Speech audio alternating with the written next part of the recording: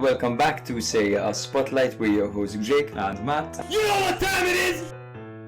Jake and I will have a very special soft spot for Salernitana. We love now.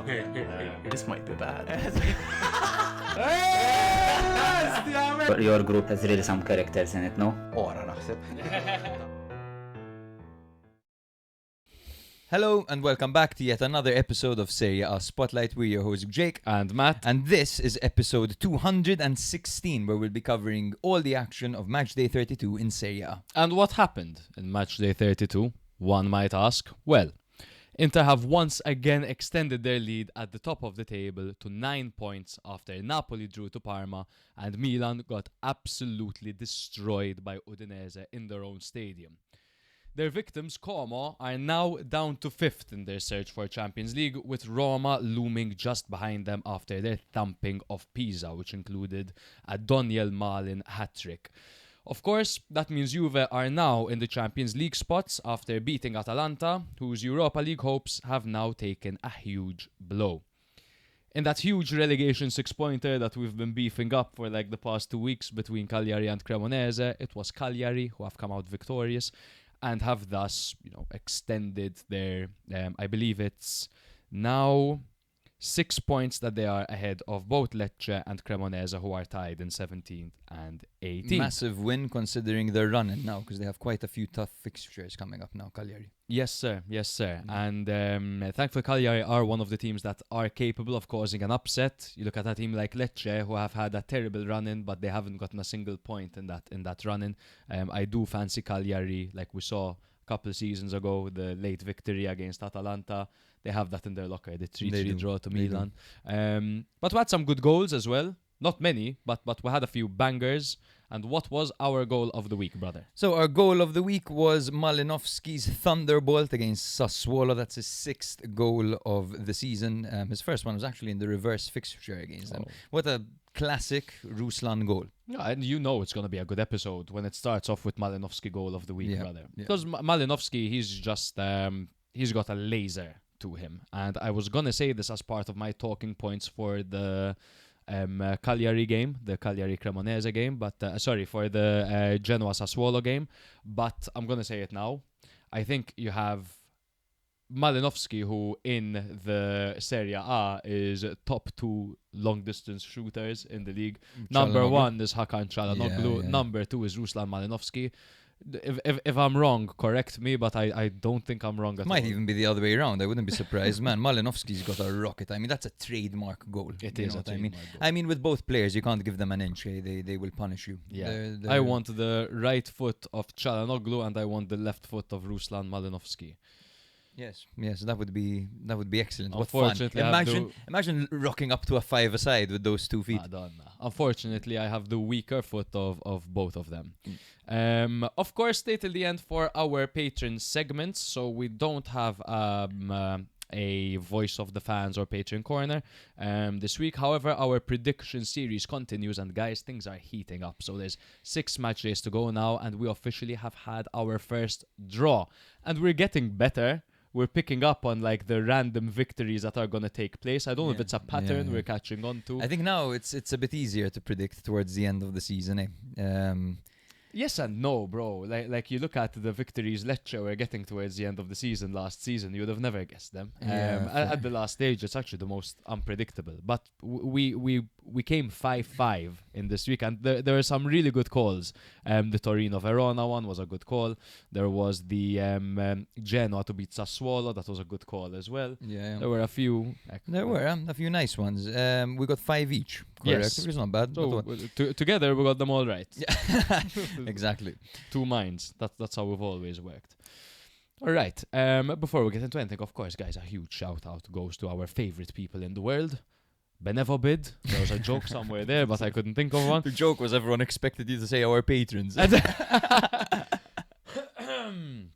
Apologies, sorry, I'm recovering and I've got a lot of bile. Check out our link in bio to bid on autographed items from top players, including match-issued kits. And if you check out their socials, you can also find real footage of the players signing the merch. I dare you to go now. What you'll see is unbelievable. There's a Leao kit. There's a Leao kit. A Guess Leao who kit. doesn't want it right now? I'm kidding. I would obviously want a signed Leao kit. Yeah. Most of the proceeds go to charity, of course. So click the link in our bio and help make a difference and upgrade your collection. If you guys are new here, make sure to follow us on Instagram, TikTok, Twitter, and YouTube. And if this hasn't been updated in a while, anywhere else you can find us. Rate us 5 stars on Spotify. We're so close to 200 5-star ratings, guys. You know, we're on 195 right now. Why don't you contribute to try making it 200? And you know what? You'll make our week. Yeah. We really appreciate that, by the way. It means a lot to us. It means everything to us at this stage. Yeah.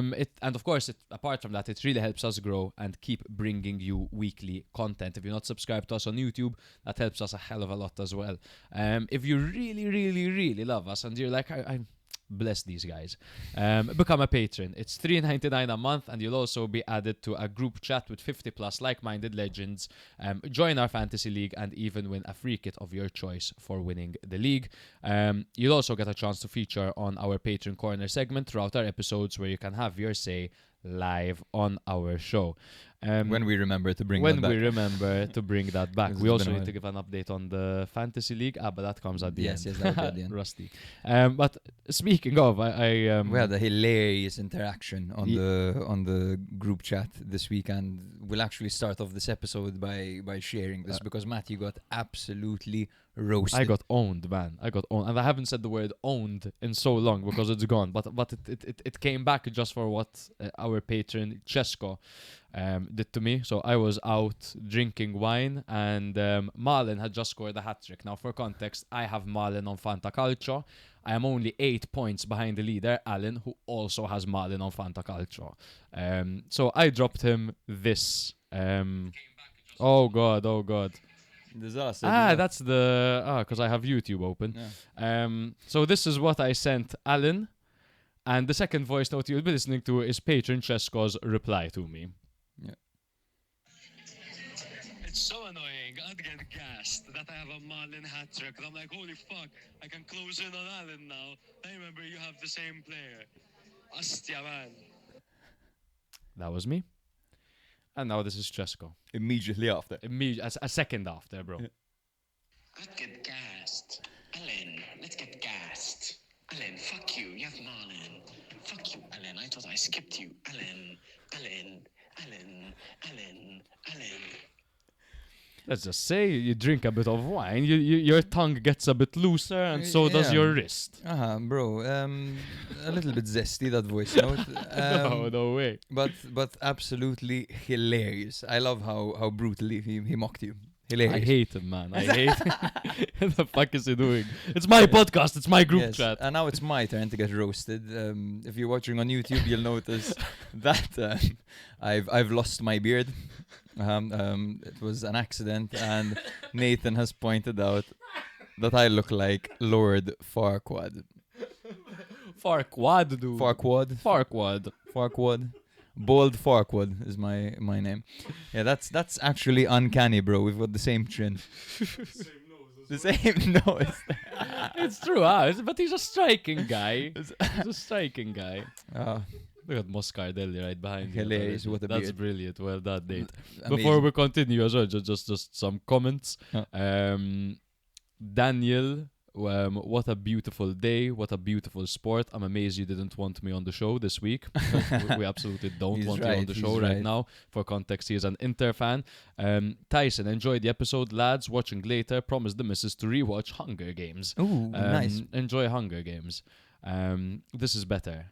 Tyson, predictions got better, but Bet365 is still in the negative whoosh. When I gamble with Tyson, I always lose money. Yes. And Cesco, our favorite Lazio fan. I agree, he is my favorite Lazio fan. Shout out to, my God, Australian patron. Mastro Battista, Yes, Mastro Battista. David? David David the Mastro man. Battista, The yes. I remember him by his grandiose surname. Shall we start with Inter Como, brother? Yes, I think it's only appropriate to start with that game. It was action-packed. It was entertaining. Good. It was so good, honestly.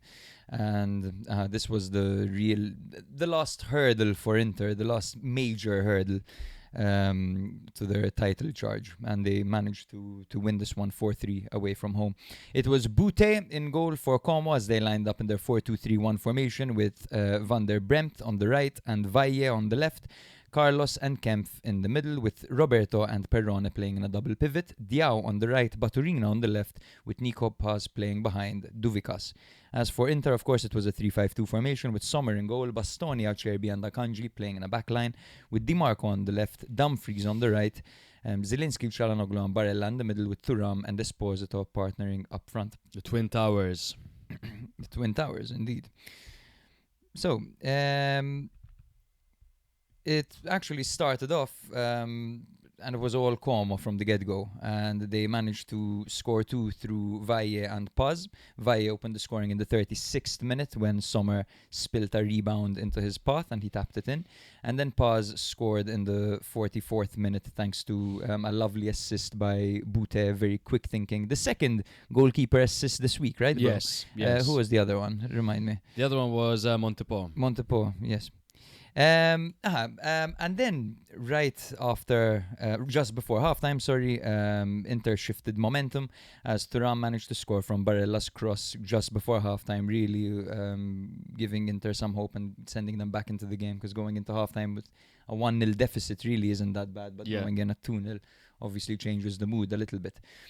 The second half started and Thuram immediately equalized in the 49th minute after Kempf controlled the ball terribly after Barella played a lovely ball over the top.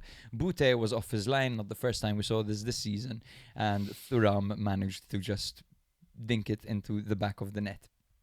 It was Denzel Dumfries who completed the turnaround by getting on the end of 2 set pieces in the 58th and in the 72nd, both from Çalhanoğlu deliveries. Of course, one of them saw an Akanji knockdown, and then Dacunia converted a late penalty in the 89th before Como hit the bar through Ramon in stoppage time. Inter won 4-3 despite having 40% ball possession, 70 shots versus 24, and conceding a higher XG. This result has moved them to +9 at the top. Absolutely massive game, bro. Massive game. And I've been seeing a lot of comments of people saying, oh, but Como were the better team, Como were the better team. I don't think I've watched a match that Como played in Serie A this season where they didn't look like the better team, because they play a more offensive brand of football. They like having the ball, they create a lot of chances, we know that, and they don't concede many chances, so they're always going to look like the better team. And they always dominate at home, right? Especially. Yeah, totally, because they play with such a high line, they condense the pitch so well. But what the experienced Inter did, even not with the most experienced manager, is they managed to exploit the weakness. There was always going to be a phase in the game where Inter, especially when being behind 2-0 at the start of the game, they were going to pile men forward, they were going to get all those bodies in the box, as they always do. They excel at getting the ball into that packed box, and that is where, Como struggle. We know Como to have an excellent record at not conceding goals, but not an excellent defense, if that makes sense. It's bizarre, isn't it? Because I totally understand where you're coming from. They don't concede much, but they don't particularly, individually, they don't defend very, very well. They're so good at stopping people from having chances, from yeah. stopping teams from even getting anywhere near their area. It's true, but if then a cross comes in, for example, and you have dominant strikers, they will most likely win the header. Exactly. This is really interesting, the way Inter and their mentality managed to overcome any sort of problem that they were faced with in this game. So, for example, after Como's second goal, it had all been Como, right? Inter, honestly, they looked like they were out of ideas. They looked like they were getting overwhelmed. And while Como are celebrating, you had celebrations happening at 2 ends of the pitch after the second goal.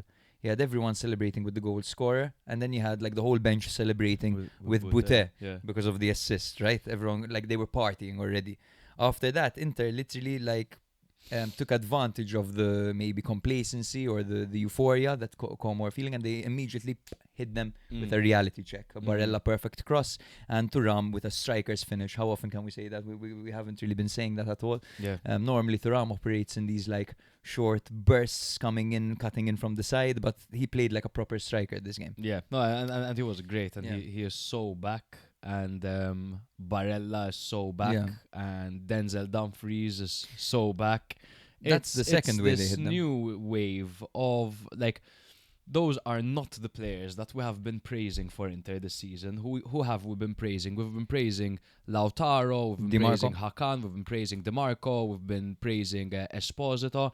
Now when they kind of put their performances on a halt, it's shifted to the other side of the field. Yes. So now it's Denzel Dumfries, now it's Thuram, now it's Barella. But this is the natural cycle of form, right? Yeah. Look at Milan, for example. At the start of the no season, thanks. at the start of the season, there was Pulisic. It was all about Pulisic, right? And then Rabiot came and he gave them a boost. There was a moment where Salamakers was the guy, you know, like. Of course, No, it's no one. exactly, that's the problem. And then, but for Inter, there's always been someone. Yeah. That's it. And even though during the game Como played better than Inter did, Inter managed to utilize one of their main strengths, right? Their set pieces. Oh. They're absolutely they're unplayable. You cannot defend against a set piece like this. And to be honest, maybe Como were a little bit naive. They made a halftime substitution. They took out Diego Carlos, who had been playing very well and very physically and defending well. He's great. And they brought on Ramon, who isn't as dominant as he is in defense, right? But then he gives you a little bit more in build-up. He likes to contribute. In fact, it was him who hit the crossbar at the end. Yeah. But maybe this was a little bit naive, perhaps, because they did end up conceding from 2 set pieces. And not to mention as well, man, Como just... they're a little bit too naive at times. The equalizer, the 2-2 goal that Thuram scored, you see Nico Paz in a position just outside the box. Well, a little bit further out of the box, with many passing options ahead of him. And he attempts a no-look pass, Nico Paz. This is 3 minutes into the second half, right? He attempts a no-look pass. And Inter intercept the ball. The ball makes its way to Barella.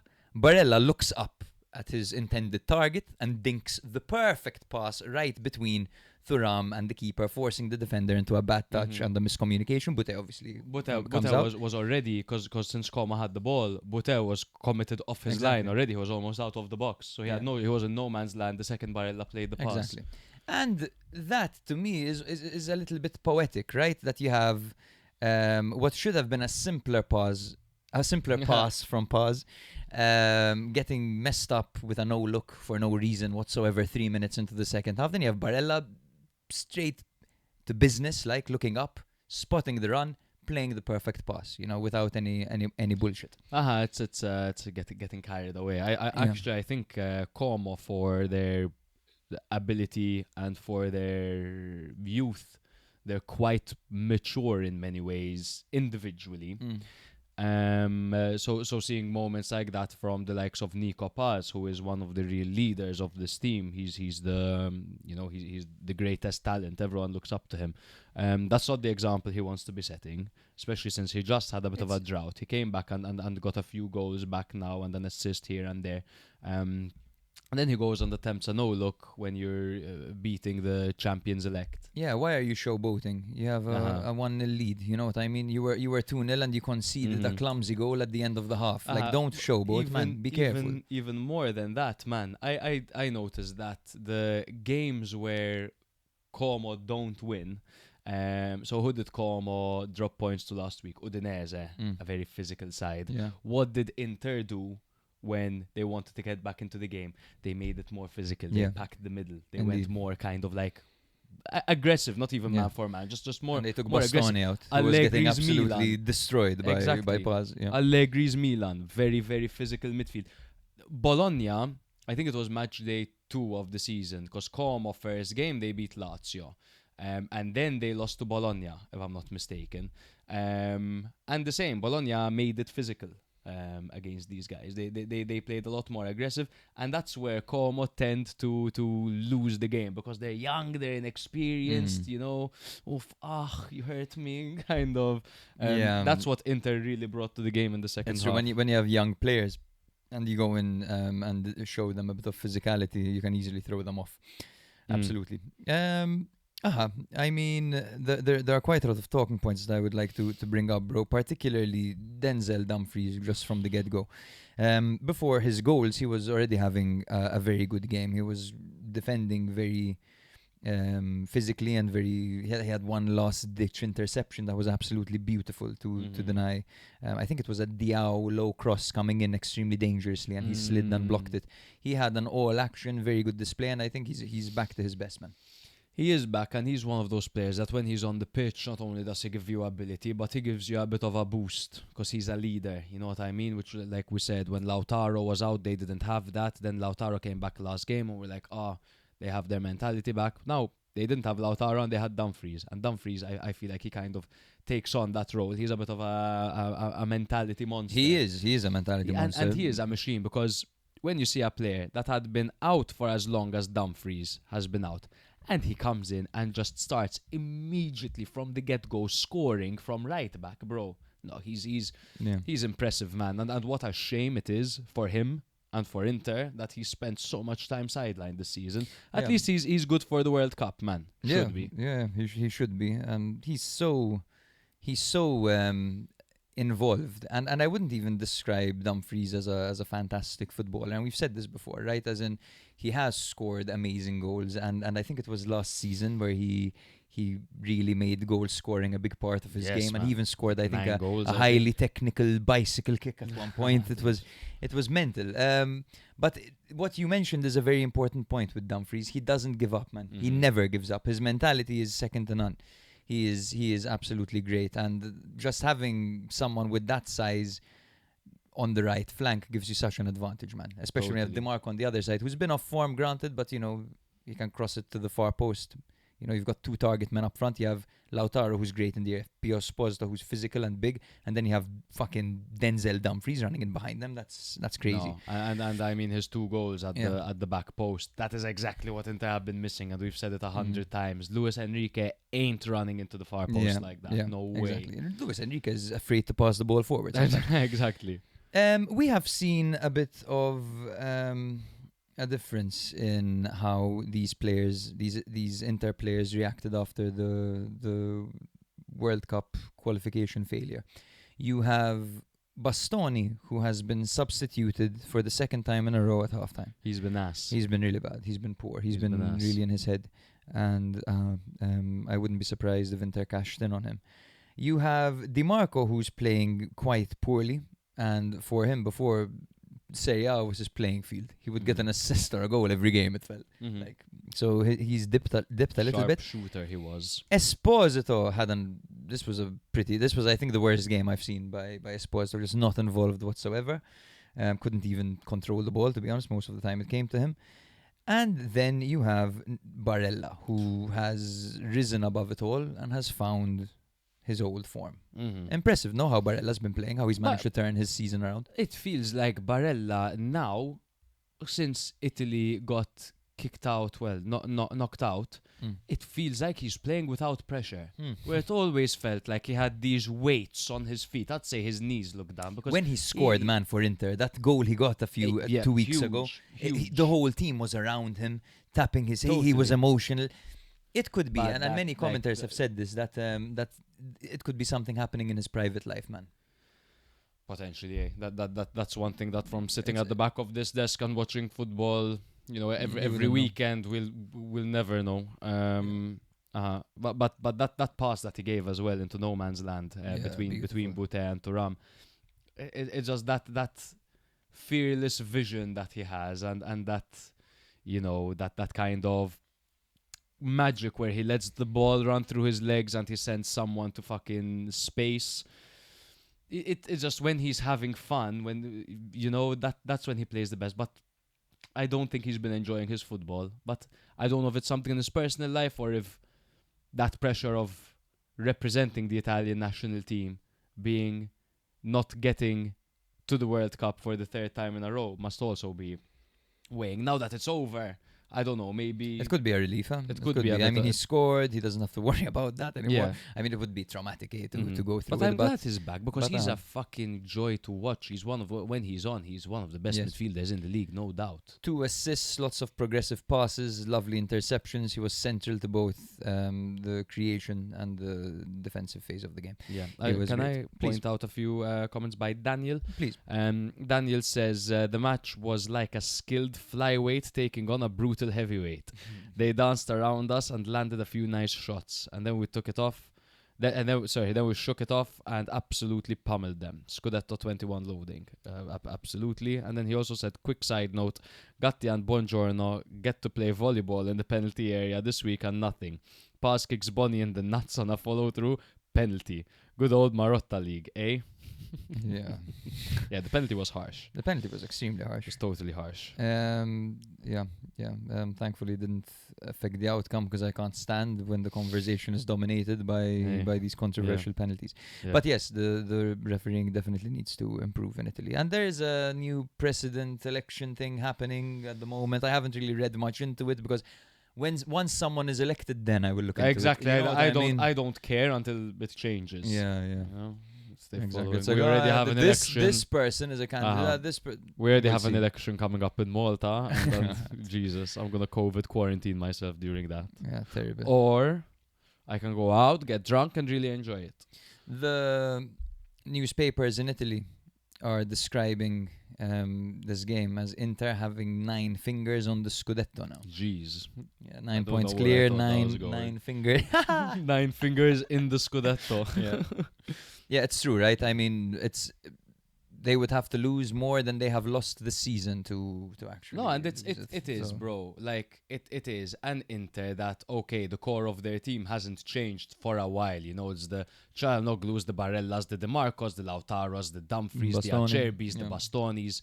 The team hasn't changed much. They've gotten a new lease of life in attack with the 2 youngsters.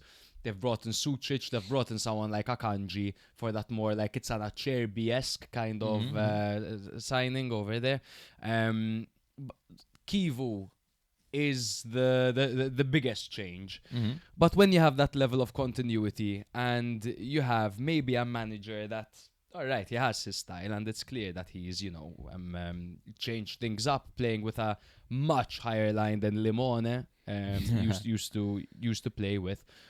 But that core is they are still that dominant team that have been dominating Serie A, even though the titles don't show it, for the past 5 seasons. Inter have been the best team in Serie A. Apart from, I'll say they weren't when Napoli won their initial Scudetto 3 seasons ago. Yeah, fair. Or whenever it was, when they blew everyone out of the water. Yeah, Osimhen, they were so good, Kvaratskhelia. man. That's the last time Inter were in the best team in the league. But this is, at this moment, this is Inter's league and it's in their hands. They have the best team and they have a manager that reinforces them. And I would argue as well that the things that Kivu has been criticized for might actually be some of the best things, some of the best pieces of management that we have seen from him this season. For example, the way he insists on playing Sommer and goal every game. Imagine by doing so, he has maintained the hierarchies and the dressing room harmony. Sure. You know what I mean? That could be the case as well. I mean, granted, the counter argument to that is that you are kind of letting the team know that mediocrity is accepted, because at times Yes. Sommer has been mediocre, and he's kind of putting out the message that, listen, you can make a mistake more than once and you will still remain the starter. Because how many times have we seen Sommer, bro, spilling the ball into the path of an oncoming But striker? what's that quote from George Orwell's Animal Farm, bro? All animals are equal, but some are more equal than others. Mm.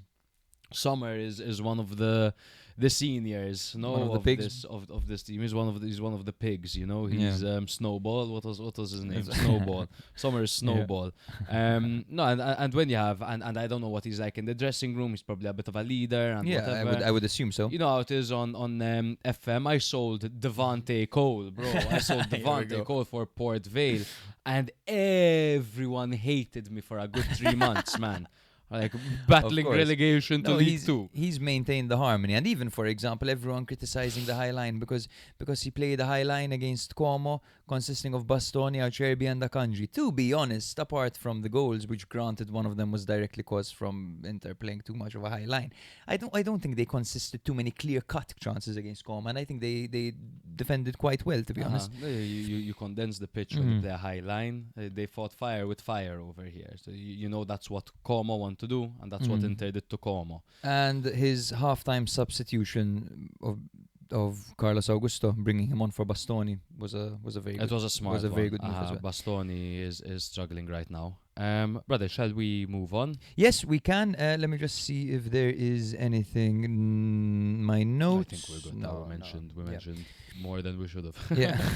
So we have Inter, of course, in first place. Let me just confirm that this is this year's, because SofaScore has an interesting global glitch where it shows you the league table from the 70s, but this is fine. So Inter are first with 75 points, while Como are in fifth with 58 points. There was one more point. Barella, fun fact, ex-Como. And they booed him. Yes. And how many of those fans were actually there when he they booed him? No, I know, but like it's ridiculous that you'd boo him. He was a child when he was at Como, and he's playing for Inter. You know, one of the top three. You're meant to applaud a player like that. But anyway. Exactly. Yeah. Thank you for After gracing our performance, squad. You think Birmingham are gonna boo Jude Bellingham, bro? You're taking the piss.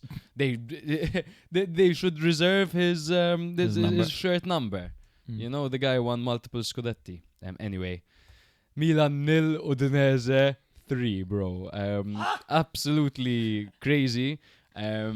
I can't describe the feeling of what it was like watching this game as a Milan fan. I was a hollow shell of a man, and it reminded me too much of Milan last season, and in that penultimate season of Pioli where you'd lose 5-2 to Sassuolo. I think they lost 4-1 to Udinese as well that year. But if from a neutral perspective, there was a lot to enjoy because it was an underdog playing at a sold-out San Siro, and they absolutely devoured Milan. That's 4 losses in the last 7 games for Milan. Before that, they had only lost 1 game all season, bro. And then the last 7 games, 4 losses. And this is actually their first successive losses of the season. So they've now lost 2 in a row. And now with top 4 in jeopardy. No absentees for Milan unless we are counting Leao's talent, because that was definitely an absentee in this game. Last week, I said, this season Udinese have beaten Inter, Roma, Napoli, Fiorentina and Atalanta. This week, I'm going to say Udinese have beaten Inter, Roma, Napoli, Fiorentina, Atalanta and Milan this season, as they continue to be the giant slayers. It is no longer Sassuolo, it is Inter. And in this game, they missed Zanoli, Zamora and Davis. The previous encounter between these two sides was an away 3-0 victory for Milan. That's absolutely crazy. So it goes to penalties. It was a 4-3-3, at least on paper, for Milan, for Allegri's Milan. It was a new look. Mike Maignan in goal, backline of Atekame, De Winter, Pavlovic, Bartezaghi, midfield 3 of Rabiot, Modric and Ricci, and the front 3 of Pulisic, Leao and Salemakers. In case you're wondering, Leao was the number 9. 5-4-1 formation for Runjaj's men. Maduka Okoye in goal, backline of Ezibwe, Christensen, Kabasele, Solé and Kamara. Midfield 4 of Zaniolo, Karlstrom, Atta and Ekkelenkamp, with Keenan Davis up front. The opener came in the 27th minute when Zaniolo drove forward and set up Atta, whose deflected effort off of Bartezaghi wrong-footed Maignan and went in. Just 10 minutes later, Zaniolo was once again involved, whipping in a cross for Ekkelenkamp to head in home and double the lead. Milan's defenders just absolutely nowhere. Milan never recovered. At no point did Milan look like they were recovering or doing anything remotely right. And in the 71st minute, Atta sealed the result, finishing a quick counter-attack with a low strike into the near corner. Just a brilliant Toni Kroos-esque finish. And Maignan had no chance. He can be criticised that it's at his near post, but brilliant finish. it almost looked like it was destined to hit the post. It couldn't have been closer to the post without hitting it, is the best way to put Yeah. it. Now there's so much to talk about over here when it comes to what could have gone wrong for Milan. Bear with me, I'm just gonna speak and try to structure this and go through it. So there were structural and individual errors, but the biggest problem was Milan totally disconnecting under pressure. It's one thing conceding a goal and conceding two. You concede two in quick succession. It's normal in football. It happened to Inter this week. But the attitude shift that Milan went through when going 2-0 down was disastrous. I don't think there was one fucking player on the pitch that took the opportunity, took the game by the scruff of its neck and went, boys, Yeah. we've got this. No Rabiot, no Modric, no Leao, no Pulisic, nobody to say, guys, we can do this. And drag the ball forward, try to create something, man. No, the players are clearly demoralized. Now, while Allegri, of course, insists on trying to take the pressure off the players by saying that top four is the ultimate objective in the media, it is clear that behind closed doors, top four was not solely the objective, and that the players did dream of winning the league. And seeing this total collapse, both regarding individual players and performances, and also the fact that Allegri decided to go for something new, almost as if to say we need to change because we haven't been good enough, when in reality, according to his words in the media, Milan are in line with their objectives. They're in line for top four. They shouldn't have come into this game so demoralized, and they shouldn't have absolutely collapsed after the first goal went in. Yet it is clear to see that this team is demoralized, and they need to kind of come back down to earth and to understand that, listen, we are 5 points safe off of not qualifying for Europe, for Champions League.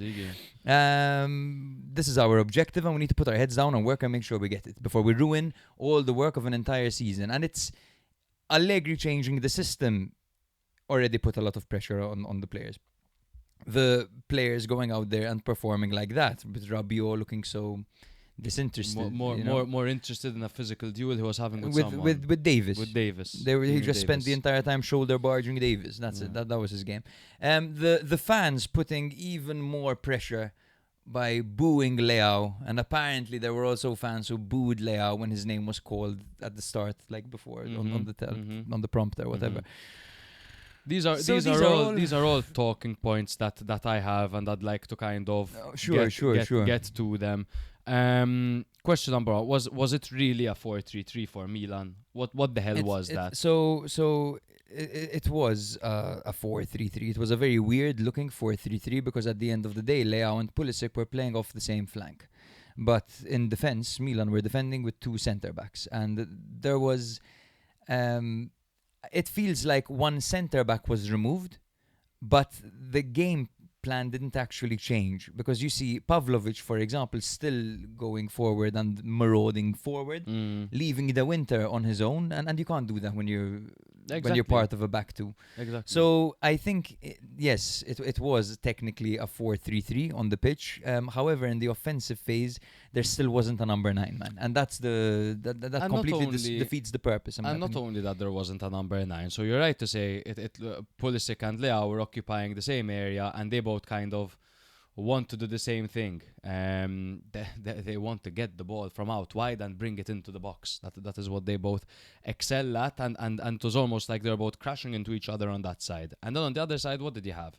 You had Atekame and Salamakers. If you look at the heat map, Atekame was more advanced than Salamakers in the average position. And they also want to do the same thing. They want to get the ball from deep, and they want to take their man on, and they want to attack and get a cross in. Yeah. That's what both of them do. So you had one side doing one thing, and you had the other doing the same thing, and then one side doing the same thing themselves. My problem with that, and then, is that all the quality is on one side. No, exactly. Yeah, so you have a more defensive wing, then you have one very offensive wing, because then even Bartazaghi isn't exactly someone that just sits back. In addition to that, you're playing a 4 at the back for the first time. The only defender in Milan's squad right now that is fit, who has played a 4 at the back before successfully, wasn't on the pitch, and it's Tomori. Yeah. They were playing Pavlovic and De Winter. I'm sorry, but that doesn't make sense. And then Leao as the number 9. It just feels like, and I've seen this with Allegri in the past, when it comes to personnel, he tends to play players in positions. He just decides, Leao, you're a number 9. Mandzukic, you're a winger. Ricci, you're not a regista, even though Pep Guardiola wanted you as a regista. You were the starting regista of the Nazionale. You were the captain of Torino by playing regista, and everyone in the league wanted you. Inter, alla Milan, Juve, Pep Guardiola, everyone. Now, no, he's off. We need him as a box-to-box, but in order for him to play as a box-to-box, he needs to get more physical. So he's completely changed how Ricci plays football now. And it just seems like players aren't being played to their strengths. Leao is the case in point. This is interesting because it's 100% true, and we saw it as well. For example, last season at Juve with Chiesa, for example, the same thing, right? Or whenever it was. Wing back. Yeah. However, I am still of the belief that Allegri has this group overperforming. No, totally. Because Yes, especially yes. when you look at how it's gone with Pulisic and Leao in this latter part of the season, and when you look at, for example, how the defense collapses when you put them in a back two. Obviously, he has managed to do God's work, I think, with this squad. Of course, he has his limitations and he has his quirks, I think. But obviously, he sees elements to a player's game that he likes for his system, and he prioritizes those over what the public think of the player, what the player thinks of himself, to be honest. Sure. Which I mean, at the end of the day, look, you can criticize Allegri. You can also criticize that Allegri doesn't yet have the squad that he wants. I would go so far as to criticize the players, personally, in this game. Doesn't mean Allegri wasn't wrong to do certain things. I just ranted a bit about where he was playing players and how he didn't play Tomori in a back 4. But the attitude of these players was abysmal. And I want to jump a bit to Leao getting booed. Now, of course, Leao isn't playing in his favorite position. Something is wrong with him from a fitness perspective. So it's not completely all on Leao. These are things that are out of Leao's control. The only thing that is within Leao's control, in my opinion, is completely wrong, though. And it's his attitude. And we say this often. At a point, I just thought it was a swagger. And I'm like, let me not look into this too much. The way that he walks and shakes his head and doesn't chase the ball, maybe it's an instruction that he's not chasing. Maybe the way that he walks is just his swagger. No, he doesn't. He doesn't attack the space enough for an I gave him the benefit of the doubt, but over and over again, every week, you see his bad attitude.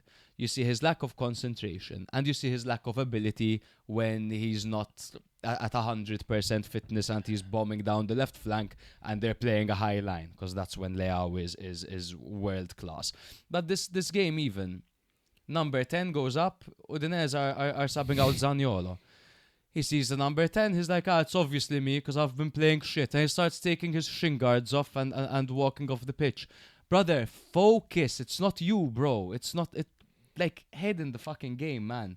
And he goes down. But wouldn't and the referee, counter argument to that be if Leao's head wasn't in the game, he wouldn't have even noticed the number going up? No, bro. No.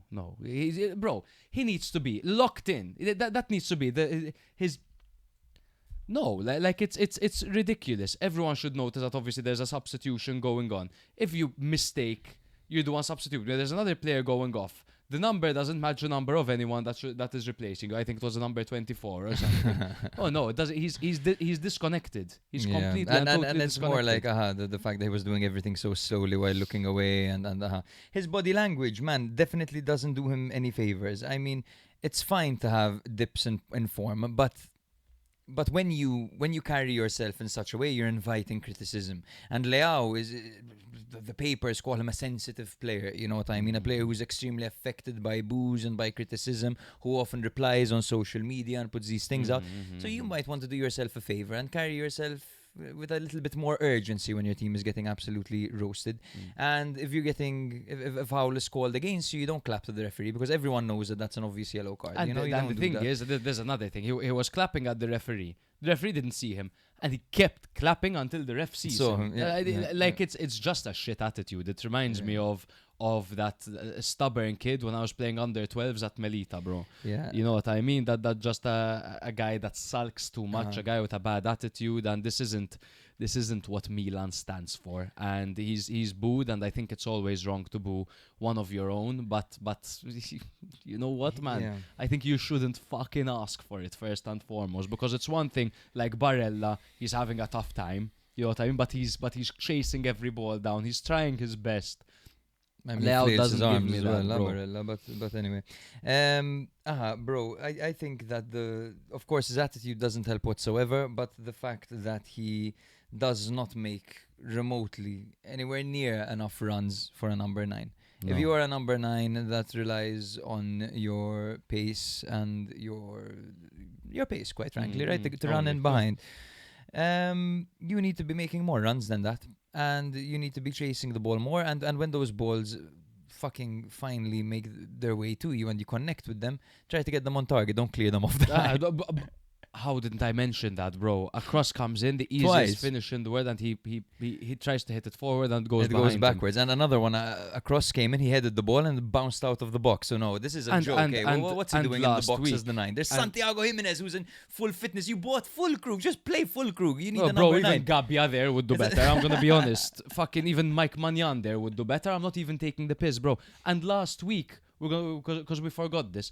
Last week he was fighting Allegri for substituting him. They don't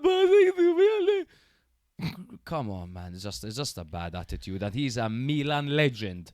Leao is a Milan legend because when they won the league, he was the guy, and he's a Milan fan. You can tell it. And when a teammate is struggling and Leao scores, he goes and celebrates with him. Yes, he's got But when things start going wrongly for him, bro, he doesn't fucking help himself. But anyway, jump to the bigger picture a little bit.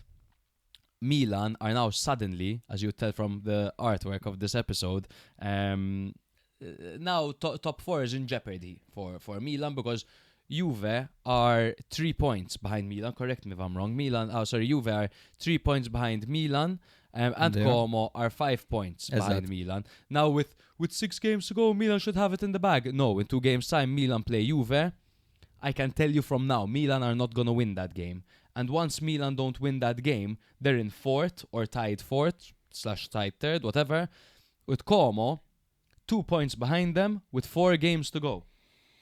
That is the situation Milan currently find themselves the next in. game against Hellas Verona is massive for Milan. They're going away to Verona, who have been Doggy. they've been bad. Sorry, everyone.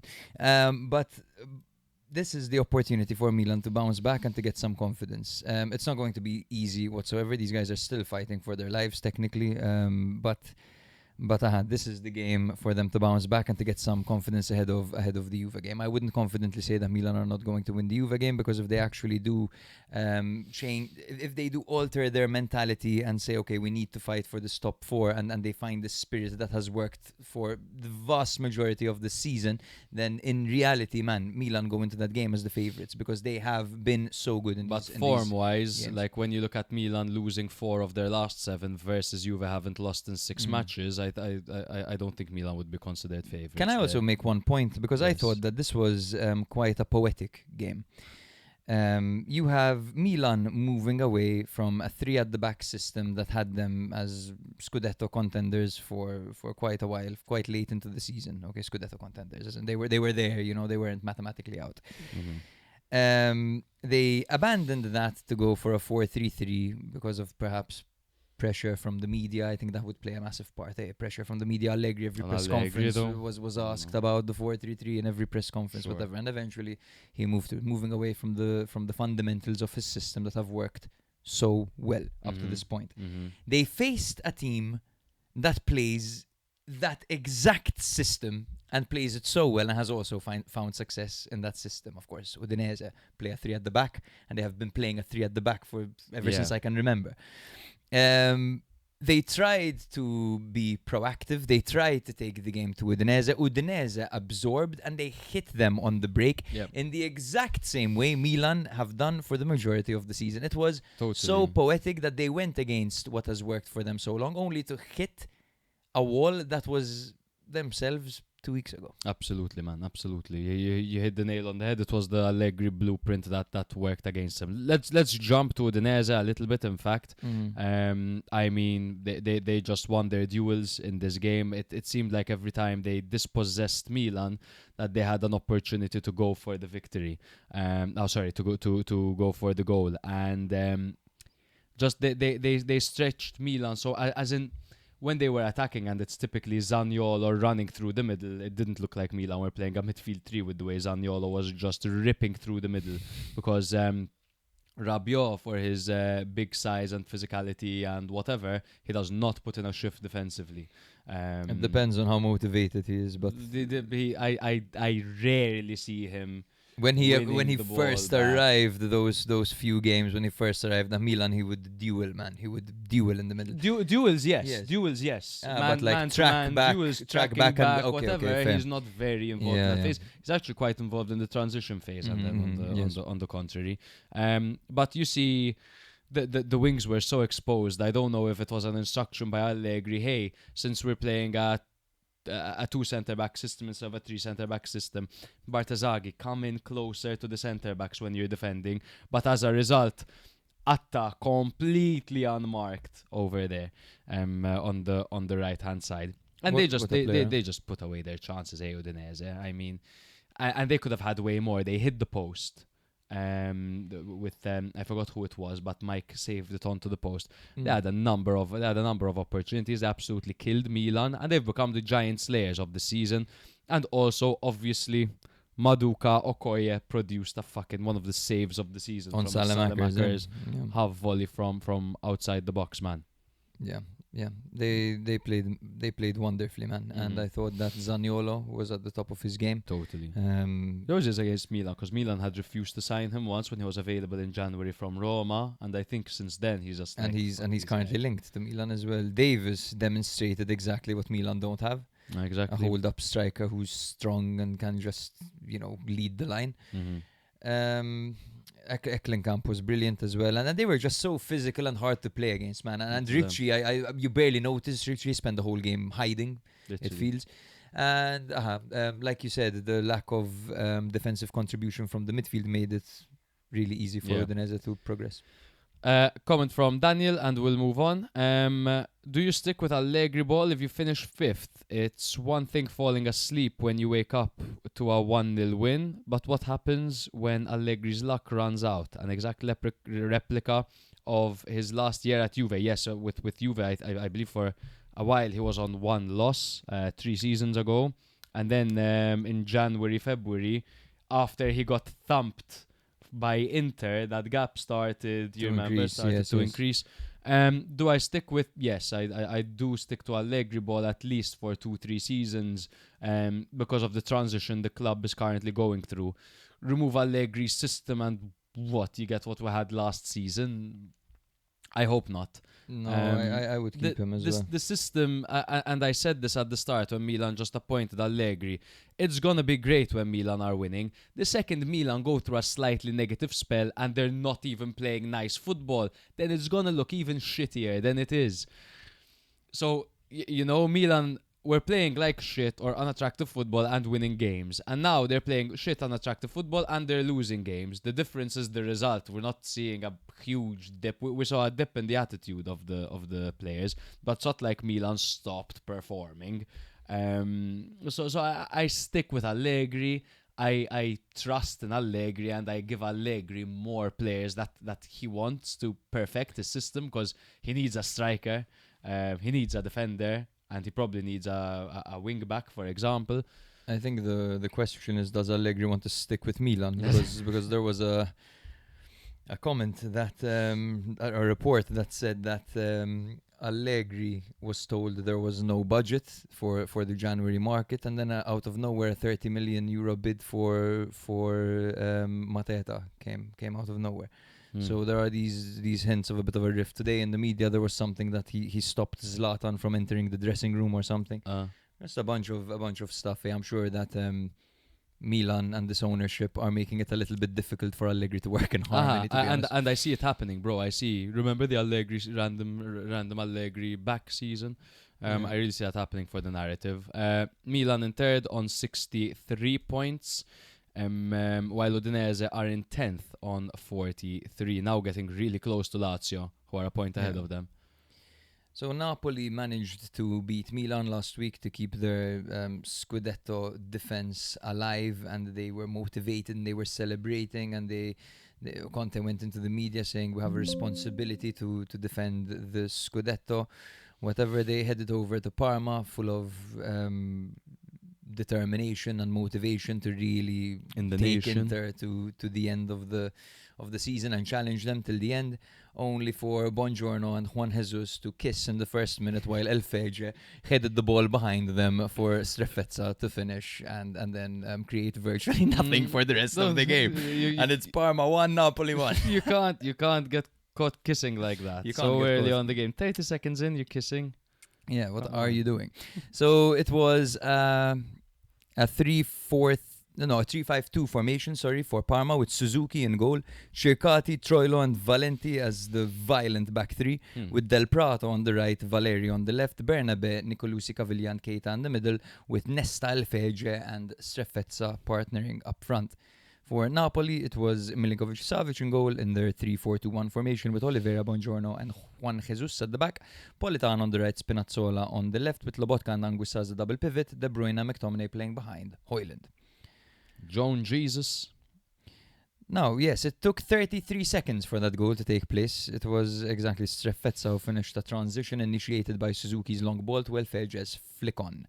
Lovely bit of play from Elfege, bro. I love him. Yeah, he did great. He's fun, and I picked him up for one credit on Fanta, my last sub every week. He got me a nice 7.5 on the bench. Oh, huge. Delicious. Huge. So Nesta Napoli, of course, Alfege. when this happens, when you concede 30 seconds in against a team like Parma, you can see Conte was like this on the bench, bro. Yeah, like he was almost giddy, like he was almost giggling when the goal was conceded. He couldn't believe it. He was like, "What the hell have they done?" Because it's you are stupid against defending. a team that is going to make your life hell from that moment on, and that's exactly what they did, bro. Listen to this. Napoli had 74% ball possession. They had 20 shots. They had 7 corners, but they created very little early on. McTominay managed to equalize in the 60th minute with a low strike from the edge of the box after this really nice bit of vertical play by Lobotka to Højlund, who laid it off to McTominay. But this was one of Napoli's first shots on target, actually. It took to the 60th minute. They couldn't do anything against Parma. Parma held on despite a lot of late pressure. Suzuki made some saves on McTominay and Alisson Santos, but Napoli really failed to convert sustained possession into high-quality chances. It feels like sometimes it's just Politano and Spinazzola playing pinball and crossing the ball in, while creative players like De Bruyne are forced out of the game, almost playing wide. You know, why doesn't he occupy a more central role? Parma actually had a penalty call in the 79th minute when Spinazzola kicked the ball into Buongiorno's hand. It looked terrible, and the still looks really bad over here, the freeze frame. But of course, it would have been extremely harsh because it was the distance between the foot and the hand were not very far. They were quite close, and it wasn't really. You know, there was no real. It was quite natural. No, the position. I think the rules allow for that not to be given. I don't think it's. I don't think it's a robbery by any means. What do you think of? So of course Parma did well over here. They got a point, whatever. But teams like Parma, man, who prioritize points and stats and XG plays and things like that.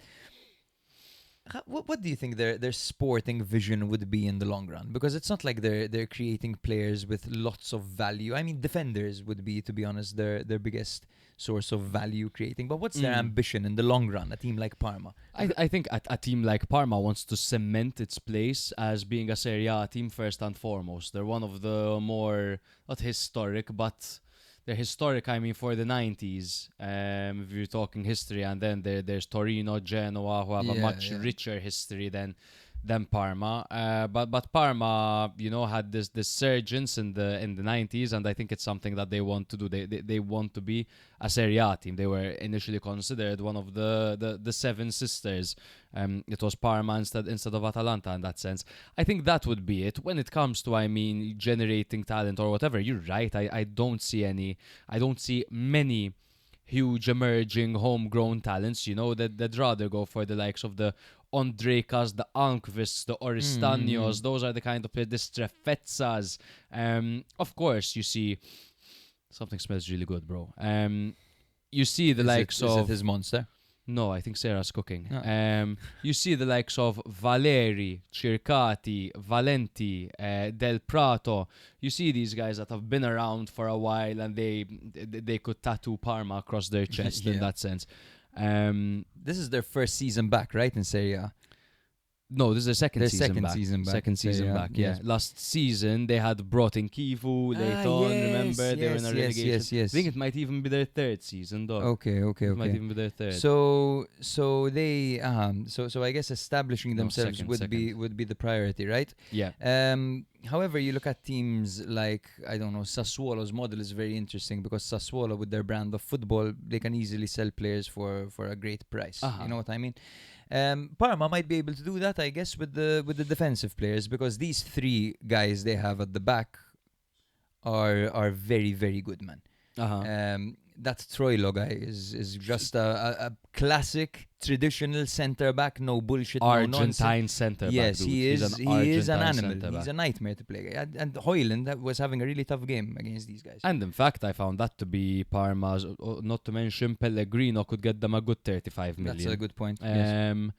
Bernabé, Bernabé is mhm. there. He's in the conversation. He could be a very good talent. I think this season was a bit of a write-off for him in that sense. They've changed so much as a team, man, Zion from- Suzuki, they could have already cashed in on him. Now he's True. a keeper with very real problems, as in he's not an incredibly convincing goalkeeper, but his highlight reel is mental.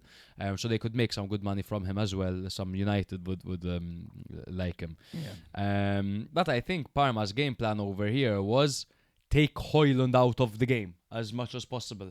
I think that was their only goal in this game. Yes. After they get the goal, fucking double down on Rasmus Højlund, because they know how Conte, and that's the thing.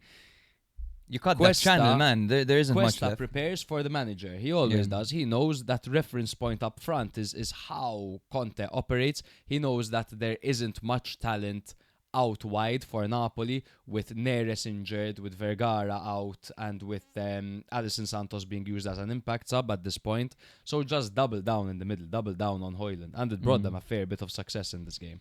It did.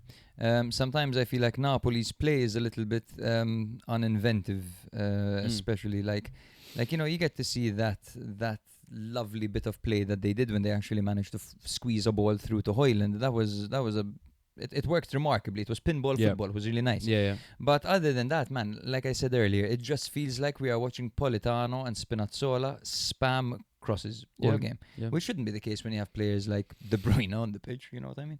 Totally. But anyway. But that's what Parma do. Parma are a tough fucking team. They are, to and they play, cut and the supply, man. for And they them kill to the get game. a goal in the first 30 seconds through a goalkeeper long ball, Conte would have fucking destroyed his players at halftime, bro. It's like, whatever you do not concede early against Parma, because it's like, oh my god, Like going to the dentist. like you're gonna go work Christmas Day for 15 hours, bro. Yeah. So in the end, it was Parma who scored 1 goal from 3 shots, compared to Napoli, who scored 1 goal from 20 shots. But they were all low XG shots because, of course, they were at the dentist. So yes, that is Parma-Napoli. We have Napoli in second with 66 points, while Parma sit in 14th with 36 points. Yes, and after Como dropped points to Inter, Juve made sure to get a victory, and it wasn't easy because it was away to Atalanta, and Atalanta, who have been in incredible form. In fact, they were coming off 2 wins, sure, against Verona and Lecce, but they're properly pushing for top 6. They have a clear goal in mind. They missed Hien and Sulemana in this game. Juve's mission, however, is greater.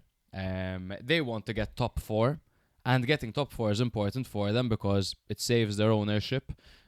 Because Juve are no longer the financial powerhouse they used to be, and Champions League qualification is essential for them. They are undefeated in their last 6. They missed Vlahovic, Perin, Adzic, McKennie and Cabal in this game. Very good to mention as well, and very important, before this game, Spalletti, they extended Spalletti's contract until 2028. What a great piece of news for the Juve fans. The previous encounter between these two sides was a 1-1 draw in Serie A, but Atalanta destroyed Juve 3-0 in the Coppa, if you remember that. Yeah. 3-4-2-1 for Palladino's men. Carnesecchi in goal with a backline of Kolasinac, Jim City Life and Scalvini. Not so sexy today. No, not so sexy. Bern and not so Jim City Life, more like a Jim Shitty Life as well. Bernasconi on the left, Zappacosta on the right, double pivot of Edison, and the Roan with Zalewski and De Ketelare playing behind. Kerstovic. More like Berlusconi on the left. What, dead? 3-4-2-1 formation for Spalletti's men with I was going to try and make a Di Hero Rio one, but I can't. No. Di Gregorio on goal, backline of Kalulu, Bremer and Kelly. Home on the right, Cambiaso on the left, double pivot of Locatelli and Thuram. Conceição and Yildiz playing behind Jeremy Boga. Atalanta started strong, of course, Jeremy Boga against his former team, huh? Yes. But he barely played. Bro, even the cross that came in was from an X. The cross that came in was from an X. I can't quite, it escapes me right now, but 2 X's. Zalewski? Zalewski, No. Exactly. Yes. Zalewski was... Scuola Juve? Wait, No, we're screwing up. It wasn't Zalewski. Holm? Yes, exactly. Holm, Holm is former Atalanta. Holm. What a boutique Which means hotel. dream in Maltese, and boy, was he a dream this game. Huh? It was a dream. Also, boutique hotel. Check it out. Atalanta started strongly, coming close early when Zalewski missed a great chance. Just wide, dragged his shot. Scalvini hit the post from a set piece. He's so back. Before dominating the first half with sustained pressure and forcing Juve into deep defensive work. The breakthrough came early in the second half when a chaotic move saw Emil Holm's cross and a defensive mix-up between Carnesecchi and Jim City, allowing Jeremy Boga to tap in from close range. It seemed like one of those occasions where the ball was between the defender and the goalkeeper, a bit closer to the defender. Keeper says, mine, or doesn't say mine. The communication seems off. They both commit 50%. And the ball ends up going straight to Jeremy Boga, who finishes. I think that's exactly it. I think Carnesecchi called for it because you see Jim City backing off. Mm-hmm. And then he calls for it and doesn't fully commit to it. So despite whether he called for it or not, that area, communication is the keeper's responsibility. You're coming off your line. If you do, you're leaving an empty net. You need to inform someone what the fuck you're doing, bro. So either yours or mine. That's for the keepers to say, because he has the most important role over there. But anyway, Atalanta pushed harder for the equalizer. Jim City's header was cleared off the line by Di Gregorio, and there were several chances for Raspadori, Zappacosta and Scamacca, while Juve missed a big chance to kill the game through Thuram after some great work once again by Home out wide, showing physicality, pace and accurate crossing. This was, don't get it twisted, this was an ugly win by Juve. Atalanta hit the post, they had way more shots, they had more box touches, they had more corners, but they managed to win thanks to one defensive lapse in concentration by the hosts. But at this stage, this is exactly what Juve need. Juve need to take those opportunities, and they need to cut and nacho the living shit out of an opponent that is overperforming them, no? Yeah, and that's exactly it, bro, because you have De Ketelare, you have Zalewski, you have Kristovic, you have Scalvini, Scamacca. They all missed extremely narrowly. Yeah. I think the worst one of it all was Zalewski, and I think it was the first chance that Atalanta had, the first big chance. Yeah. He had the opportunity to play a teammate through, and he went for the bottom far corner, and it was so close. Marginal, yes. But in reality, that would cost them, because Juve are quite efficient and quite street smart. That's what they're becoming as a team, I think. Yeah, and I mean, before with Tudor and even with Motta, they were criticized for their lack of passages of play and the fact that they were kind of only playing for results but not getting results.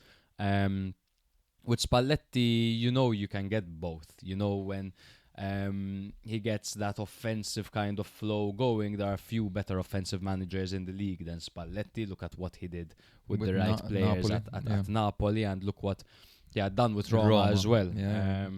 And now what he's doing with Juve, let's be honest, they've been destroying some teams. But in the stage, he's mature enough and educated enough and experienced enough to go, we're playing at Atalanta Stadium. They're on fine form. They're going to play better than us. They're going to push us. They're going to push us back. We need to defend compactly and we need to take advantage. Because it's important to make up ground, and Como lost, so Juve should win. But if Como lost and Juve drew, at least it wasn't a loss. You know what I mean? That is what experience gets you. It gets you it's not all or nothing kind of thing. They're 2 points ahead of Como. And these are the remaining fixtures, okay? Bologna, Milan, Verona, Lecce, Fiorentina, and Torino. It's the Bologna and Milan game. Verona, Lecce are winnable. I know they're battling relegation, but they are absolutely Remember winnable. that the last 2 games of the season are random derbies for Juve.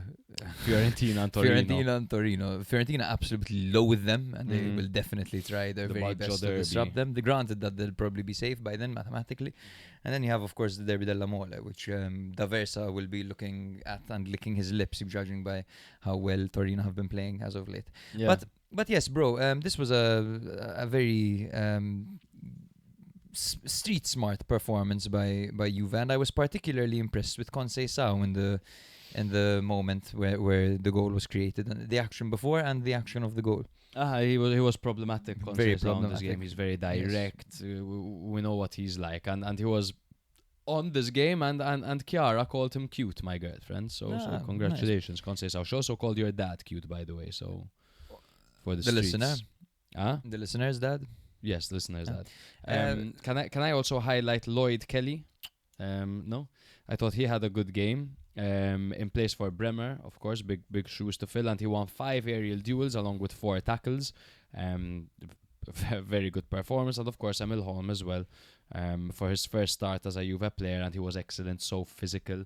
He was an absolute train. The way that he bodied Kolasinac, the way that he bodied the defender in the goal as well, and then the accurate cross right after that. Emil Holm, once he gets going, man, wow. Yeah. Holm is a player that has a very high. Not I wouldn't say a high ceiling, but when he's High standard. Yes, high standard when he's fit, I think, because I wouldn't even say that either, because he's not exactly the most consistent player in the world. What I want to say is that when he's at his peak, he's very difficult to play against. That's what I'm trying to say, basically, because he is extremely dominant as a fullback. He's similar to Dumfries in that regard. Exactly. Because I haven't seen many people go into a 50-50 with Kolasinac and come out on top. Exactly. Not even armed robbers. Yeah, There's exactly. that video. 'Cause, he was protecting Ozil or something, right? Ozil was like, So very nice, cheeky little signing for you. Yeah, great signing. Just a quick note on Atalanta and we can move on. It's more about how they played in this game.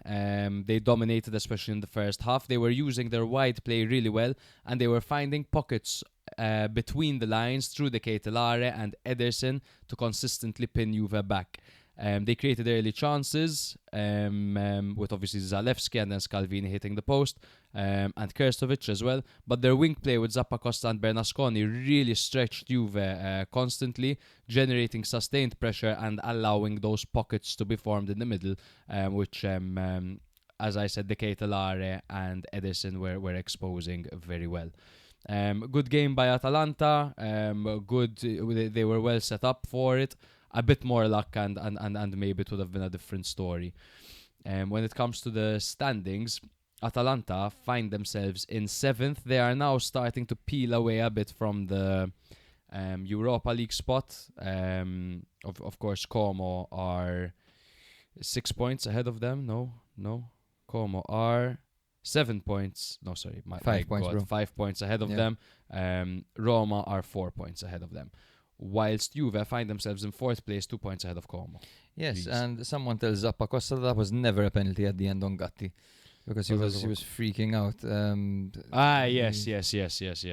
He was calling for a handball, but literally got his arm was moving inwards, and it was and Zappacosta was off the pitch, and he led the protest from behind the line. It was hilarious. Okay, so we can move on to Roma's game, where I can talk about what a fan I am of Malin, and how if I ever have a child who wants to be a striker, I will literally sit him down and show him videos of Malin, because that movement, the amount of touches he takes, it's always the perfect amount of touches. He never takes an extra touch. And to be honest, why do you really like Malin? Because he's a bald king. Exactly. Yeah, don't see many nowadays. Nowadays, you just go to Turkey. Come on, man, rock the ball, you know. Yeah.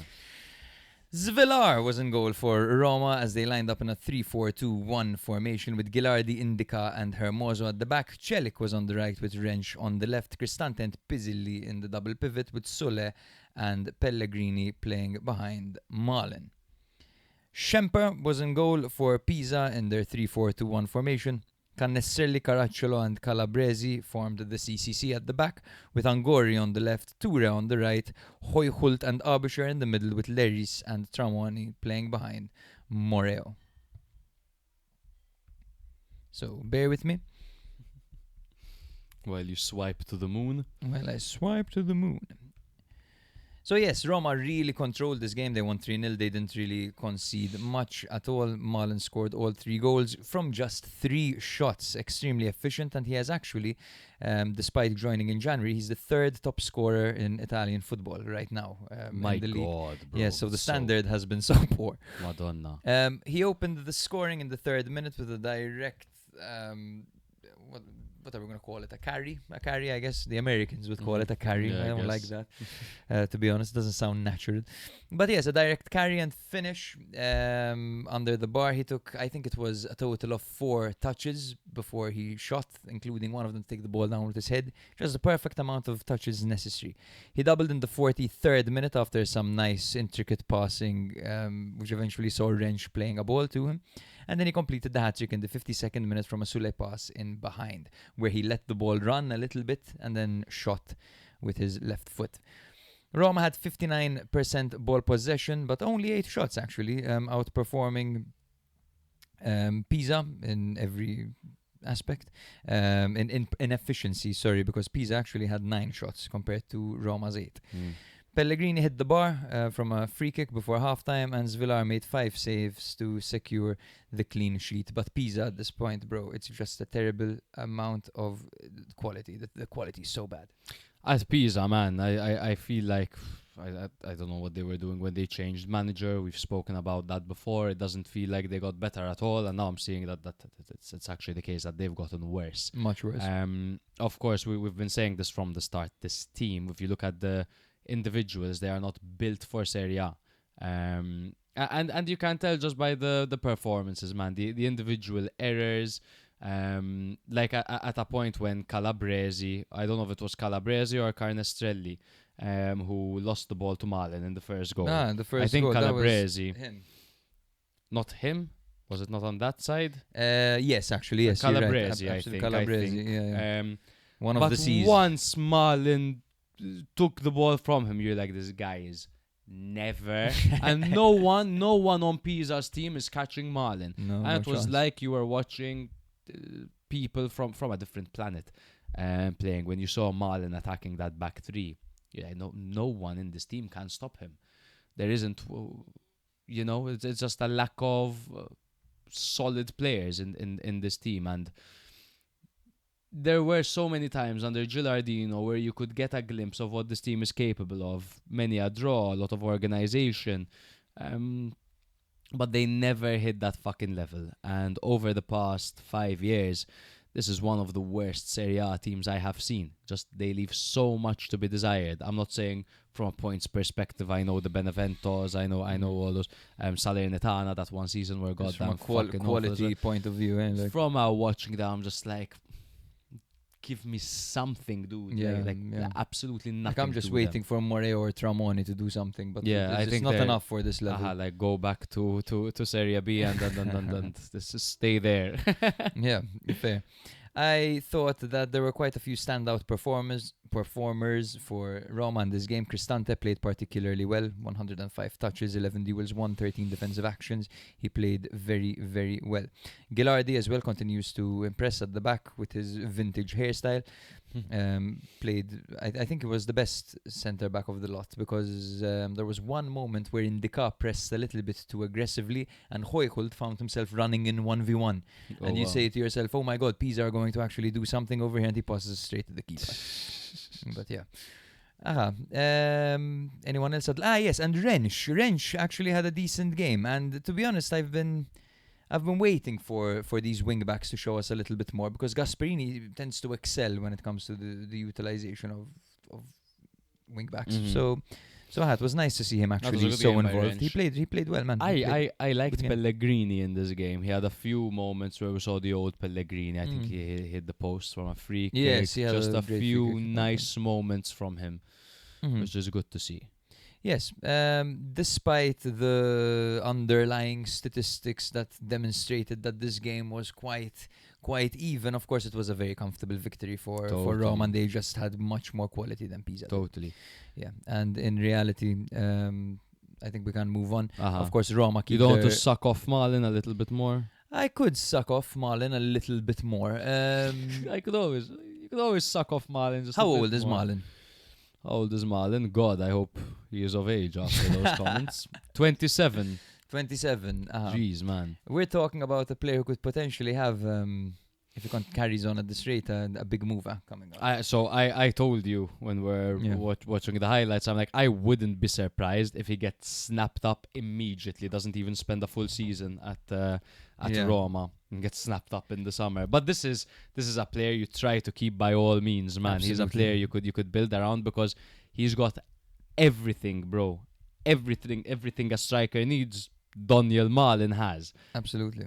I hope it's not a question, because when I think Villa weren't playing him, I hope it's not a question of he can have a bad attitude if it comes down to it. Like if he clashes with Gasperini, I'd be interested to see, because Gasperini doesn't typically tend to handle these star players so well. We know what happened with Papu, and then he's burnt a few bridges with individuals in the past. So hopefully that won't be anything of concern. Let's take a trip down memory lane very quickly, bro. The last hat-trick scored in Serie A came last season on the 8th of February 2025. Of course, it was Retegui who scored a hat-trick against Hellas Verona on a 5-0 thumping. Before that, it was Moise Kean who scored a hat-trick in 2024 for Fiorentina, also against Hellas Verona on a 3-1 thumping. Before that, but Thuram, Retegui, Osimhen, Dybala, Zurkowski making a surprise appearance over here in 2024. That so clearly, bro. Against, for Empoli, was for it? Empoli, exactly. Against? Empoli against Parma. Monza. Orsolini had one before that. Martinez, Coop Miners, Giroud had one. Milan Sampdoria 5-1. Boulaye, Diaman, Salernitana 3, Fiorentina 3. Yeah. Oh my god, now we're going back to the Immobiles, the Betos. We go back to, yes, bro. Beto has one actually as well against Cagliari 5-1. Udinese stumping in 2022. Ante Rebic 7-0. Rodrigo Palacio as if. I don't believe it. Rodrigo Palacio never scored a hat-trick. Took him on Fanta once, didn't even score one. Bro, Cornelius, remember Cornelius? He scored quite a few. The tall guy. Yeah, the tall guy from Norway. Anyway, from Denmark, Denmark. We could do this in our free time. Yeah. Let's jump to the next game. Did you say where they stand? Nope. All right. Before we, of course, jump to the Bologna game. Bologna-Lecce. Roma are in 6th with 57 points, while Pisa are dead last with 18 points. Yes. Bologna 2, Lecce 0. Bologna were coming off a 2-1 victory over Cremonese and a midweek Europa League 3-1 home loss to Aston Villa, of course. They played well, I thought, Bologna in that game against Aston Villa. Towards the end, they just kind of lost control. I didn't watch too much of it though, so don't quote me. It was a tough. However, don't. It was a tough evening for them. They missed Ferguson, Dominguez, Leyland, Skorupski, Likojanis, and Dallinga here. Bro, that was sorry, I almost ruined that. What a tough evening. It's true. So it was a tough evening. It was a tough game for them, but they actually managed to get a very important goal at the end, only to concede to Ollie Watkins in the 94th. Yeah, man. Yeah, they played really well, Bologna, that game. I was watching. They even scored offside. They opened the scoring themselves, but it was just too much this for week them. is a big week, of course, for the remaining Italian teams, which are Fiorentina on the Conference and Bologna and the Europa League. Fiorentina lost 3-0, by the way, for those who don't know. Huge week. Lecce continued collecting their L's in this horrid run of fixtures for them. This is their 4th loss in a row. They miss Gaspar, Berisha, Sotil and Camarda. The previous encounter between these two sides was a 2-2 draw. Pessina was in goal for Bologna, a young 19-year-old goalkeeper Pessina in a 4-2-3-1 formation, backline of Miranda, Lukumi, Chazale and Joao Mario. Double pivot of Freuler and Moro with Som just ahead of them and behind the striker, with Cambiaghi and Orsolini flanking Castro. Also a 4-2-3-1 for Di Francesco's men. Falcone and goal, backline of Vega, Thiago Gabriel, Siebert and Ndaba. Midfield 2 of Ramadani and Ngom, with Pierotti, Koulibaly and Banda playing behind Stulic. Now, Bologna were nearly caught early when Stulic was played through on goal, but 18-year-old Pessina, so 18 not 19, sorry, produced a strong one-on-one save to keep Lecce out. From there, Bologna grew into control and eventually took the lead in a chaotic moment. It was Orsolini that ran through as Lecce's defense switched off, with Ndaba failing to track Orsolini, allowing his effort to come back off the bar before Freuler reacted quickest to tap in the rebound just moments before his 34th birthday. So happy birthday, birthday boy, Remo Freuler. To explain this better, it was a long ball. Castro was walking back in an offside position, and the Lecce defenders are like, okay then, he's offside, we can leave it. But obviously it was the responsibility of the right back to go to it, but he was like, oh, I'll leave it too then, I guess. You're not committing, I'm not committing, whatever. Orsolini runs in, gets the ball, hits the post, and then the rebound is netted in. Just a huge, huge mistake, particularly by Ndaba. Yeah. Bologna continued to dominate possession and territory in the second half. Orsolini was repeatedly threatening Lecce. They only offered some brief danger in transitions, Lecce, but the game was sealed in stoppage time after another Lecce mistake. This time they tried to take a quick free kick. Ramadani, just to the side of his area, is like, come on guys, maybe I'll hoof this up and we can get an opportunity. Shoots it right into Bernardeschi. It falls into Orsolini, and he gives Orsolini the goal that he deserved to make it 2-0. And Orsolini has ended his 14-game drought with a goal and an inspirational performance, kind of like the Orsolini we know. It was like that. Orsonaldo. It was like how Berardi carries Sassuolo down that flank. That's what Orsolini is like when he's on, man.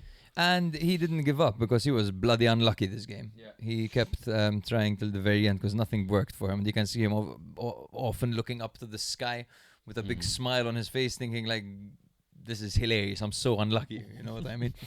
So, but Lecce, bro, if they're fighting for their lives, they can't be conceding goals like this. There were two extremely clumsy goals. And the thing is, aside from those, they played well.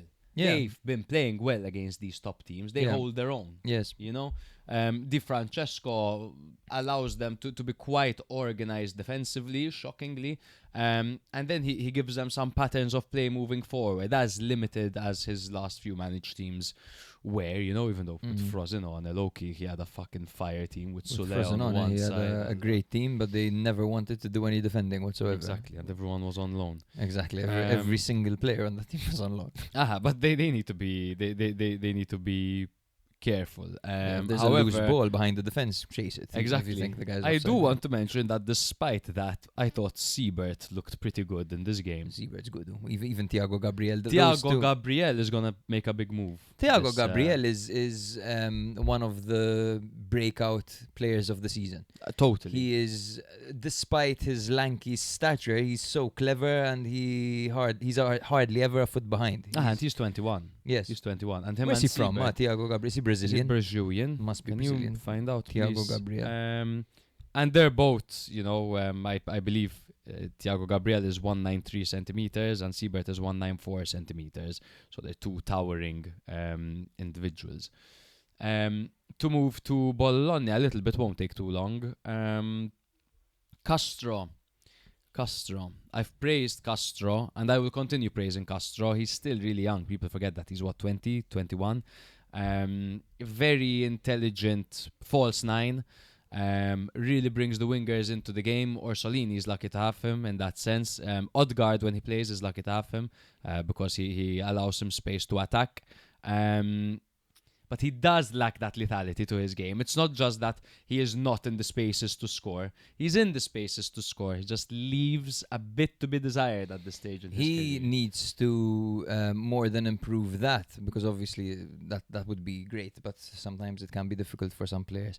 He needs to work on getting more involved. If I were Castro, I would watch Lautaro Yes. Martinez highlights, because that is the closest player to him. Like Totally. that's what he should aspire to be. Totally. Yes. By the way, he's from Portugal, so how would his name actually be pronounced? Tiagab. Tiagab Numes. Tiagabs. Yeah, and then you have Siebert, who's from Germany. It's Siebert. Jamil Ziba. Siebert. So Som looked pretty good. Shout out to Som. Occupies that role behind the striker nicely. You can see he has a shot on him. He's quite nimble. He can take on a man. For me, and I know we disagreed before the game, but for me that is Odegaard's role. I like Odegaard there, man, but he's too inconsistent with his availability, man. But you bring him on in the 70th and you let him score. Yeah, You know what I mean? Fair How enough. many goals does he have this season? Do we know? He's on 2 goals. 2 goals, 1 assist. Fucking let him score, man. Sorry, but this is in the Europa League. One moment. Yeah, 2 goals. He's in on the Europa 5 League. goals in the league. And 2 in the Europa League. And 1 assist in the league as well. All right. But he's played 23 games exactly. It's not bad. I mean, And you have to look at the minutes, not the games. I mean, Yeah. he would have played a very limited total amount. minutes played 1,272. Yeah, he's a good player. I still think that position is something that can be addressed for Bologna behind the striker. I think they could find someone who's a little bit more inventive, or someone who inserts himself more dominantly. You They know what I got mean? rid of Fabian. How silly. They gave Fabian to Fiorentina. Here, Fiorentina. Take Fabian. But this, what I said about the Castro lacking a certain lethality to his game. At times, Italiano sides lack that. In general, their XG was 2.16 in this game because of those 2 massive fuck-ups. Otherwise, it's not like they were... It was more Orsolini having a few Hail Marys. Shout out to Pessina, the 18-year-old goalkeeper. Great save in the first half. Being 18 and a goalkeeper is crazy. I also saw a mistake in an article. I don't want to name the article because I'm not sure. They said it was his debut, but it was his second game. A season without Europe next season for Bologna as the major chance. The first time in 2 years, because Motta had gotten them 5th place when there was the coefficient. Italiano got them to win the Coppa Italia. But their persistent shitty business, where they're getting rid of all the quality players and their quality managers, etc. I think it's good that they hit the restart button a little bit. And maybe they finally, because this season was the first season they actually had an expectation on them, because it's like Motta did this last year, so what are you going to do this year? Yes. You know? And I think there will be quite a massive reshuffle in football, in Italian football specifically. One of these top guys will take on the role of the national team coach, be it Allegri, be it Conte, God knows who it's going to be. I And think that's it'll going be to open up an Conte. availability. Italiano is a high reputation manager nowadays, so he might get pulled. And then that leaves availability for Bologna to actually go after someone who they've been extremely good with their hiring of managers so Yes. far. Bologna, who would you go for in the post-Italiano era? Who would I go in the post-Italiano era? Wrong. I need to open up what Think what about managers these are available. managers that like these Gilardinos. So I know, thought these about Gilardino. I thought Nestas. about Gilardino. Of course, a rehiring of Motta isn't something that is outside the realm of possibilities. I know Fiorentina really like the idea of Motta. I wouldn't mind them going for someone outside of the classic Serie A realm, someone like Xavi, for example, from Barca. Imagine that. Um, Imagine Sarri at Bologna. Sarri at Bologna would be cool. That's one I like the most right now. I think he's What I think will happen for sure, just to stray away from your question a bit, because I'm very significantly underprepared for that, is Conte will join the national team, and Italiano will We'll go to Napoli. And then it's up to see will Motta go back to Bologna, or will he go to Fiorentina, for example, And- because Mans needs a job. The reality is as well that we'll probably most likely be seeing Gattuso back in the league soon. Oh, yo. You know what I mean? Someone will Maybe, go for unless him. he'll keep fucking managing in Turkey, Cyprus, and the likes. Hmm. Anyway, Where do they stand? where do they stand? So Bologna are in 8th place on 48 points. So they're 9 points from 6th place Roma. Whilst Lecce find themselves in 18th, level on points with 17th place Cremonese. Monday Night Madness. Fiorentina 1, Lazio 0. That's it. That's all I That's have. it. On to the next game. On to the next Where one. do they stand, bro? So wait, not where do they stand? They Oh, sorry. happened? We have a comment from Soup 0813. Sorry, I really don't know who Soup is. Soup no. is Campbell. Campbell, hello boys. I was at that Milan versus Sampdoria match where Giroud scored his hat-trick.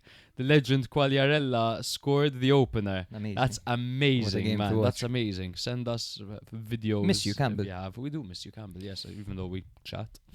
De Gea was in goal for Fiorentina in their 4-3-3 formation.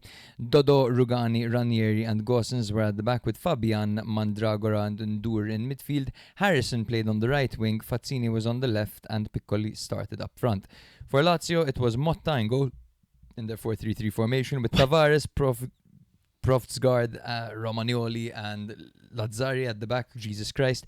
Taylor, Patrick and Basic in midfield with Cancelleri on the right, Zaccani on the left and Dia up front. So it was Gosens who decided the game via a back post header from Harrison's cross in the 28th minute. A really nice header that bounced and hit the post before it went in. Despite only 34% ball possession, Fiorentina protected their lead effectively and Lazio created a higher volume of shots. Of course, they had 13 shots with 6 of them being on target, but they were denied by De Gea, who made multiple key saves, particularly on Zaccani early on and Ratkov late on. The result took Fiorentina 8 points clear of the relegation zone.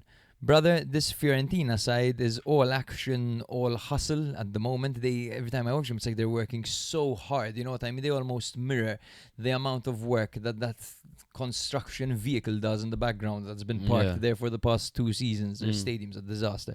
They really need to sort that out. It's such an eyesore, man. I hate a huge flicking eyesore. on the game and seeing a construction site. You know It's what a I mean? huge eyesore. Yeah. But particularly Harrison and Fazzini, Yeah. they didn't fucking stop. Harrison where doesn't Harrison stop played working. 90 minutes, he was an absolute horse, man, Harrison. He was. He literally was running up and down and up and down and cross after cross. And got the assist as well. Yeah. He's not a very refined player, but he's a player who will definitely help you out if you need to survive, that's for sure. But yes, Fiorentina just sat deep and they relied on direct transitions and they managed to do so. Most of the chances they conceded and most of the big saves they had to make were actually quite early on. And I think they did a good job to stop Lazio from attacking. Lazio at the moment are in a little bit of a strange space where the fans are protesting and there are hardly any fans in the stadium. They are not sure if Sarri is going to be there next season. It's a club that's got a massive question mark over it, and you can kind of see it in the fact that like these players don't really play with much urgency and with much desire. That was the main difference. Not to say Lazio haven't been trying, because I mean, even without their fans, they were undefeated for the past 4 games, 5 if you count the Coppa Italia game against Atalanta. But you could tell Fiorentina had something on the line over here. Yeah. And you could also tell that Fiorentina had a few players who have a lot to prove in that sense as well. Fazzini, who hasn't hit the ground running yet as a player, he worked overtime in this game to prove himself. Jack Harrison, the same. He has his critics, Jack Harrison, because he's a Leeds footballer. You know what I mean? And everyone's talking about his lack and of 29 quality. years old, no spring chicken exactly. English, like not many have heard of him. But he's working overtime in that sense. So you see a team with a point to prove. A Fiorentina one of the worst Fiorentina sides I have seen in my lifetime, without a doubt.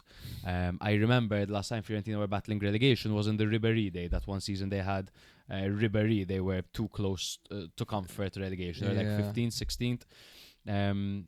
This is definitely the worst Fiorentina I've seen, but they're starting to turn the page. Yeah, they are. And right now you can begin to wonder, like, what's the plan here for Lazio? Like, Sarri has said that we'll see what they want for next season. Obviously putting a bit of doubt on his future, but not ruling it out completely. You know what I mean? That he would stay. This team is extremely makeshift, man. If you look at it, man, Buzic look at the midfield three here. Kenneth Taylor was brought in January to replace Guendouzi, right? That's all right. He's fine. He's a good player. I like him. Yeah. Patrick is playing in the middle of the field. He's playing as a center midfielder. He's a center back by trade.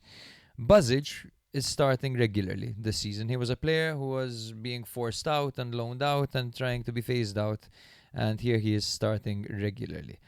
You've got the strikers, man, that are in constant rotation every game. If it's Daniel Maldini, Dia, Ratkov, there's no real striker that Sarri can say, listen, this guy is my striker and I'm going to use him.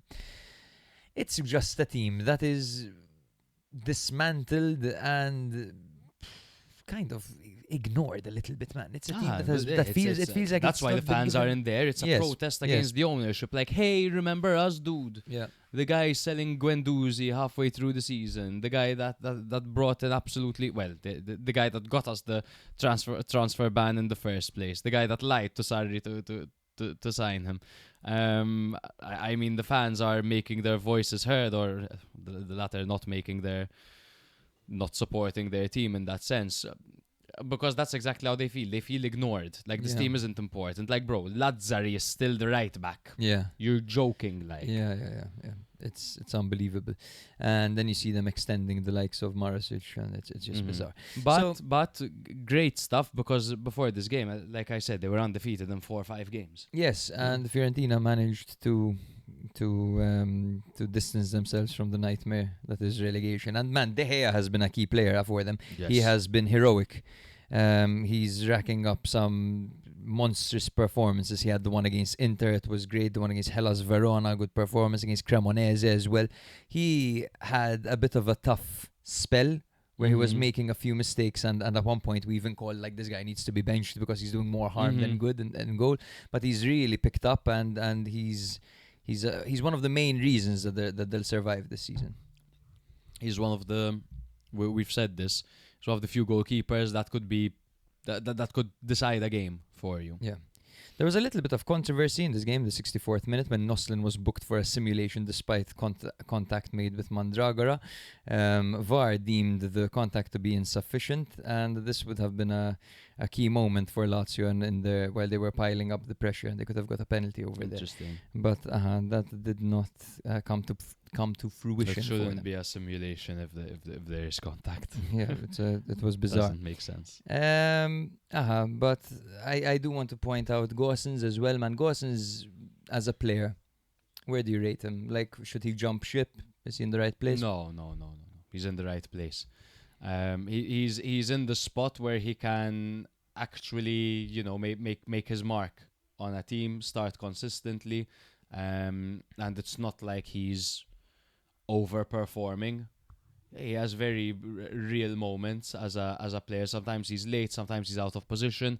One thing that he has to his arsenal is, much like Dumfries to a very different level, of course, is he can really attack that back post, and aerially he's really solid. But he's one of the players that, being a bit harsh, but he is a has-been. He is nowhere near where he was when he was at Atalanta. You know what I mean? Yes. This is his level. Yes. At Atalanta in 2017 to 2022, he was great. He went to Inter. He declined a little bit. Picked up that injury. He went to Inter injured. Exactly, and he had a bit of a fallout with Gasperini, because Gasperini kept playing him while he was injured, apparently, or something like that. I can't quite remember. Then he went to Union Berlin for a while. Now he's back with Fiorentina. 31 years old. Strikes me, he feels a little bit older. I think he's worn. a bit Well, worn. an injury like that Yes. was ACL, no? Yeah, I'm not sure what it was. I can't remember. But anyway, let's look at the standings. We have Fiorentina in 15th, actually, with 35 points now. They've jumped Cagliari, working their way up to safety. How high up can they go? They can technically aim for 12th. While Lazio are in 9th with 44 points. It wasn't a hamstring injury. Oh, sorry, it wasn't an ACL. It was a hamstring injury, but a recurring one. So he had 15 games out with Atalanta and with his hamstring injury, carried over to 16 games out at Inter. So it was quite a significant hamstring injury. That screams torn hamstring to me, but unfortunately, transfer market just says hamstring injury. Yeah. But anyway, if you miss a full season, it screams torn to me. Absolutely. Brother, while you set up the next one, I'm going to jump quickly. I'm going to bounce. Okay, ciao, bro. Ciao, King. All See you- right, see you no later. context. He's obviously gonna pee. But anyway, Genoa to Sassuolo 1. So Genoa were coming into this match on back-to-back losses to Udinese and Juve. In this game, they missed Norton Chaffee, Onana, and Cornet. Sassuolo were coming off a victory over Cagliari and really good form, to be honest. Sassuolo. They missed Bologna, Romagna, Pieragnolo, and Cande. The previous encounter between these two sides was also a 2-1 victory for Genoa away from home. 3-4-2-1 formation for the Rossi's men below in goal, backline of Vasquez, Ostegard and Marcandalli. Ellertson was on the left, Sabelli on the right, midfield duo of Malinowski and Frendrup, with Vitinha and Baldanzi playing behind Colombo. 4-3-3 for Grosso's men, as obviously the two World Cup winners against each other with the managers. Muric in goal, backline of Valukovic, Itzes, Muharemovic and Doig, a midfield trio of Kone, Matic and Tordsvet, with Berardi and Lauriante flanking Pinamonti. The breakthrough came in the 18th minute when Malinowski just did Malinowski things and he fired a stunning long-range strike into the top corner to give Genoa the lead from quite some distance outside the box. Just before half-time, the game boiled over as Ellertson and Berardi were both sent off following a clash in the tunnel, leaving both sides with 10 men. Sassuolo came out sharper in the second half and equalised through Kone, who reacted quickest to a rebound from a corner after Muharemovic's initial effort was saved. With the game opening up, Genoa eventually found the winner late on when substitute Messias produced a clever dribble and a 1-2 before slipping the ball past the on-rushing Muric for Ekuban to tap into the empty net to get a 2-1 victory.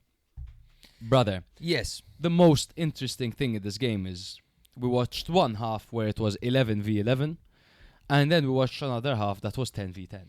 There was And a it brawl, is- in It the is tunnel. between so the initial drama was between did I So not Berardi think- and so Ellertson. but it was initially the initial argument was between Berardi and Sabelli because Sabelli went in hard on Berardi. Berardi picked on Sabelli in the tunnel, and Ellertson and Vasquez basically got involved. Ellertson even more involved, and it ended up being quite a scuffle, so they both got sent off. But that opening 45 minutes where it was 11v11 and then 10v10 changed the game completely. Now you can say like, but they as long as they both have the same amount of players, there's no real advantage. Bullshit. This was a great piece of work by Genoa to get Berardi out of the game. Totally. They lose Ellertson. Fuck it. Big deal, big whoop. Exactly. But Berardi's off of the other team, and they actually could go for it without Berardi over there as the offensive threat, because suddenly they can just double up on his counterpart, on Lauriante, and totally diffuse the team from progressing. And I thought that this was a very well managed game by Genoa, and a very entertaining game. It was entertaining, and again, I loved seeing that difference. So just to explain a little bit how the nature of the game shifted, it went from, when it was 11v11, it was a structured tactical battle, and then the second half, it became a bit more like a Premier League game, where it was more end-to-end. There was more space to be exposed, far more open and chaotic. Obviously, there's more space to operate. It makes total sense. And before the break, Sassuolo looked more organised, they looked more aggressive, more with a clear attacking shape as we're used to with Sassuolo. But once both sides went down to 10 men, the midfield became stretched. control dropped and the game turned into one of transitions and second balls. This initially suited Sassuolo for the reasons you can imagine, because of players like Lauriante who can attack the space, and they looked more dangerous in open space and used that to find their equalizer, in fact. But Genoa eventually adapted better to the chaos, and rather than trying to regain control, they leaned into that broken rhythm of the game, much to probably De Rossi's enjoyment, being a hard man. And they introduced fresh legs and quicker combinations. Most notably, they brought on Junior Messias, allowing them to capitalize late on with some pace and breaking through the lines. And he was decisive, man. He got them the assist. And Ekuban too, who does a whole lot of running and has become somewhat of a cult hero for the Genoa team against all odds. Bro, this was a very impressive victory by Genoa, and their stadium is one of the most electric stadiums in the league and just so enjoyable to watch, man. They have such a nice atmosphere. Yeah, for me it goes Milan as my top teams, I'm saying, of course, and then I Cagliari, who I love, as you all know. Atmospheres, right? As in teams that I love mainly because of atmosphere. And then it's Genoa, man. Just such a historic team. 9 Scudetti. Nine Scudetti for Genoa. They were robbed of a 10th against Bologna. Yes, they were robbed of a 10th. The ghost goal. The ghost goal. It never went in. Wasn't that game replayed like 20 times, and then because they kept fighting, man.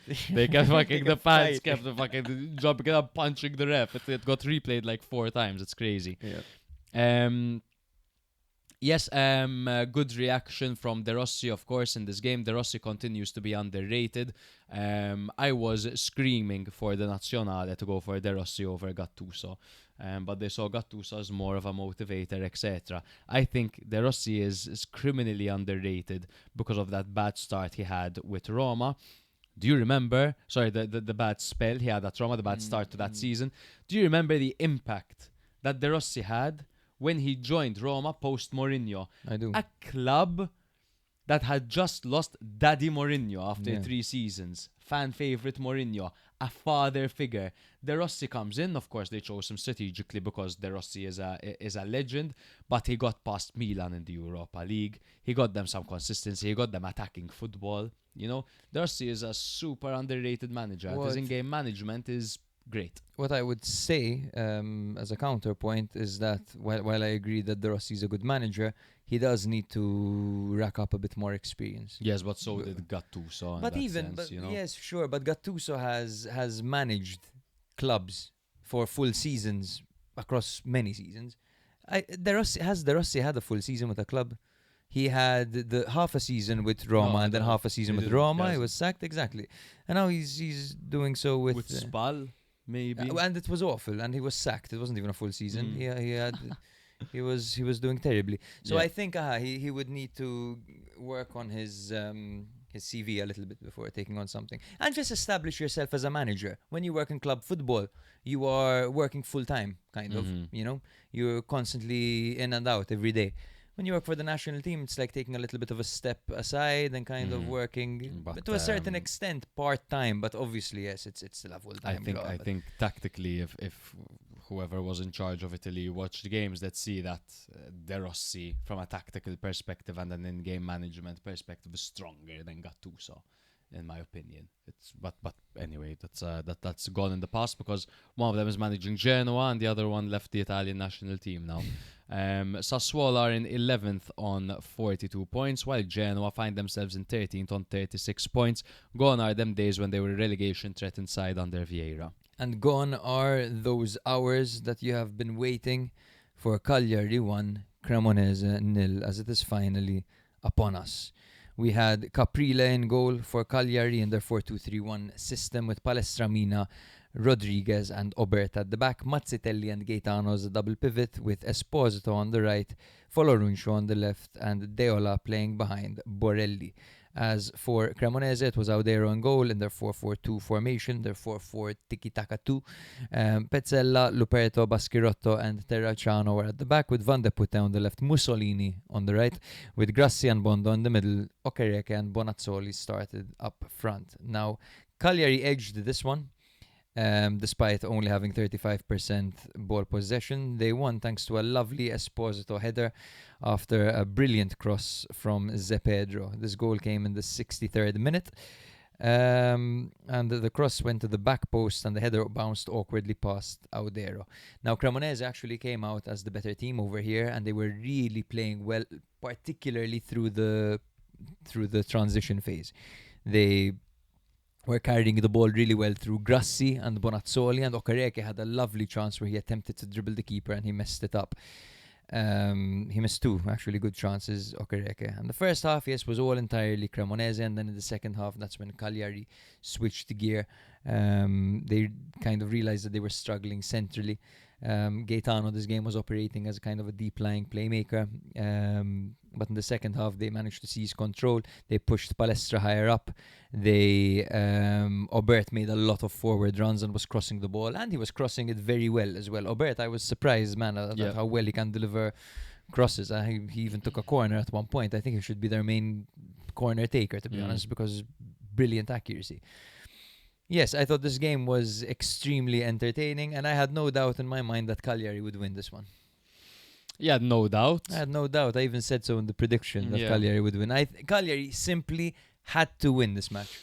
And I think when it comes to quality, they edge Cremonese. Even though when I first started watching this game, I was worried.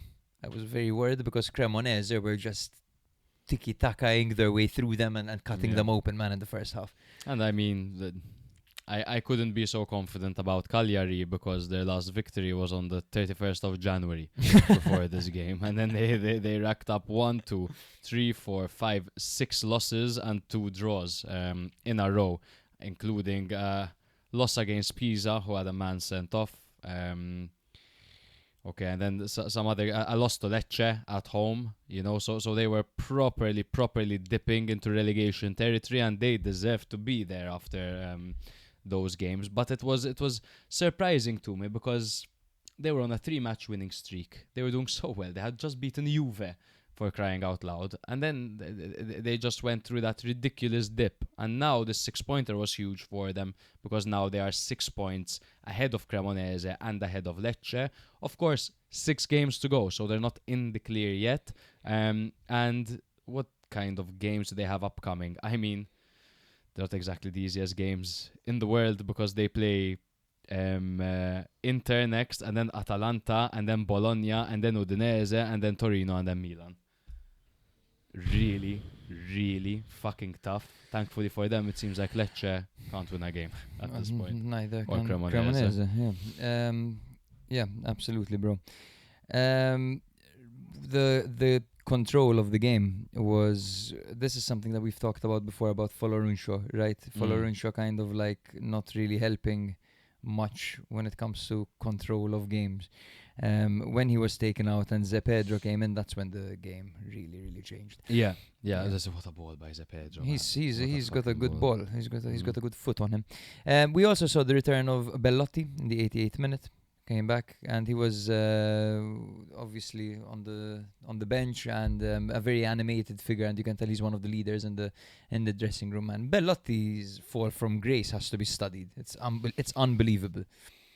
He's one of those that I mean, he was always quite injury prone. There were crazy links with him to Milan for like 90 million, and it was 80 million young and someone else. 80 million young and like, I don't know, man, fucking Palletta, literally. That didn't go through. I think he was really pushing for it. I think he really wanted that move, and it would have made Cairo rich. But he's always struggled with injuries, and then just he gets back and he's not himself, and then it happens again and he's not pressing like he used to. He's not as sharp as he was. And then suddenly has to prove himself. And then Ringrust goes on a bit longer, and I think he had a season at Roma. He did. Where he barely featured. Yeah, that's it. Because then he ended up always constantly having to prove himself, whereas at Torino he was the guy. You know what I mean? I am very impressed also by the centre-back partner of Mina, Rodriguez. His name is. He is a very good centre-back, and he has forced his spot over Dossena. Man, Dossena was brought in to play, and he hasn't been playing. So very impressed by What him. do you like about Juan Rodriguez? Juan Rodriguez is very combative, man. He's tidy with the ball at his feet. You know, he's a good defender, man. He defends very well. He's another one of these kind of old school defenders. There are quite a few, man. In Italy right now, there are some very underrated defenders. Mm-hmm. Well, he won his ground duels in this game, 3-4-3, Yeah. you know. Yeah, great. And also interesting to point out that Luperto had kind of one of those walks, you know, where you walk around applauding, a walk of, what do you call it? Of course, A ring- Luperto's a at round of honor, Cremonese. ring- Of course, Something of guard of honor. is different, yes, but Luperto, bro. I see him like this. Reminds me of CJ, patron CJ. Shout out patron CJ. Luperto joined Cremonese to follow Davide Nicola, who's been sacked since Damassac. Mm-hmm. Yeah. Be careful following him because he might produce a miracle and you need to ride a bike for the full length of Italy. So through this game, this was by definition a 6-pointer because right now Cagliari find themselves 6 points ahead of Cremonese. Cagliari are in 16th with 33 points. Cremonese are in 17th with 27 points. Last game we're going to be covering Torino 2, Hellas 1. Before we get into anything, I want to share my condolences with Cagliari and the family of young Ismael Pistis. With Torino, right? Sorry, with Torino, Torino. Yes, yeah. of course. What did I say? Cagliari. I said Cagliari, of course I did. So rest in peace, Ismael Pistis. It was absolutely heartbreaking. I was watching the highlights of this game, and there was a minute of silence. And as usual, I'm expecting to see some kind of 94-year-old conservative on the big screen. But it was an 8-year-old Torino academy player who died in a car crash, and it's absolutely devastating. Definitely gone too early, man. 8 years old. But you know what? If you pass at 8 years old, you must think that the world is such a beautiful place, eh? Because you have that innocence in you, and you don't get to see how fucked up this place can be. I guess so. Fair enough. I guess, 2 wins in a row for Daversas Torino. Now they missed Zapata, Savva, and Abuklal in this game. Hellas have now lost 4 matches in a row. They missed Suslov, Serdar, Ketchup, and Lovric. The previous encounter between these two sides was a 3-0 away victory for Torino. Pagliari was in goal for Daversas men in their 3-5-2. Backline of Ebosse, Ismaili and Coco. Obrador was on the left, Pedersen on the right, and midfield three of Vlasic, Ginetis and Casede, with Shea Adams and Simeone starting up front together. It was also a 3-5-2 for Hellas Verona. Montepo on goal, backline of Nelson, Edmondson and Freze.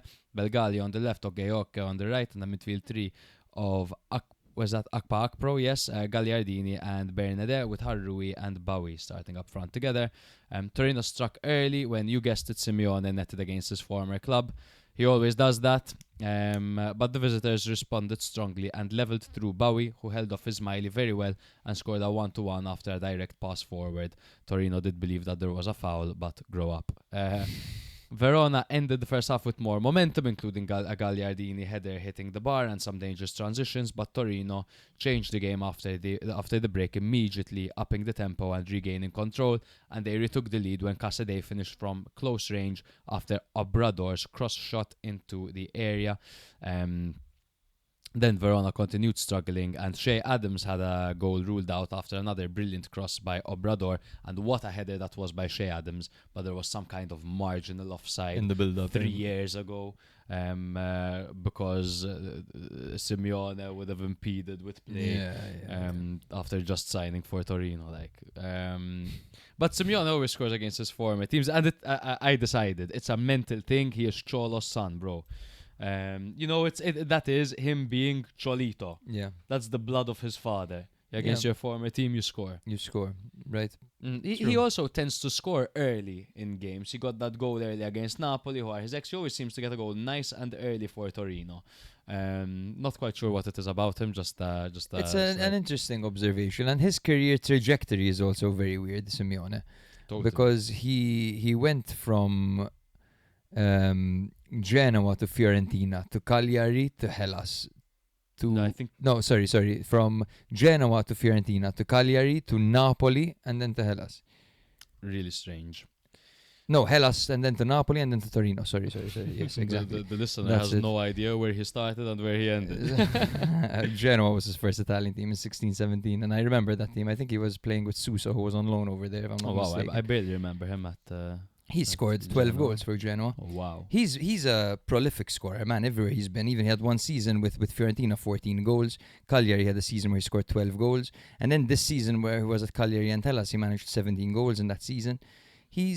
And then he went to Napoli. In his first season there he scored 9, but then got kind of phased out, of course, and stopped having as much impact as a sub. And now he's on 9 goals for Torino. You know what it was? He would get his goals in we used to joke. He got those 17 goals in 5 games. Yeah, And then- exactly. And then he used to do nothing.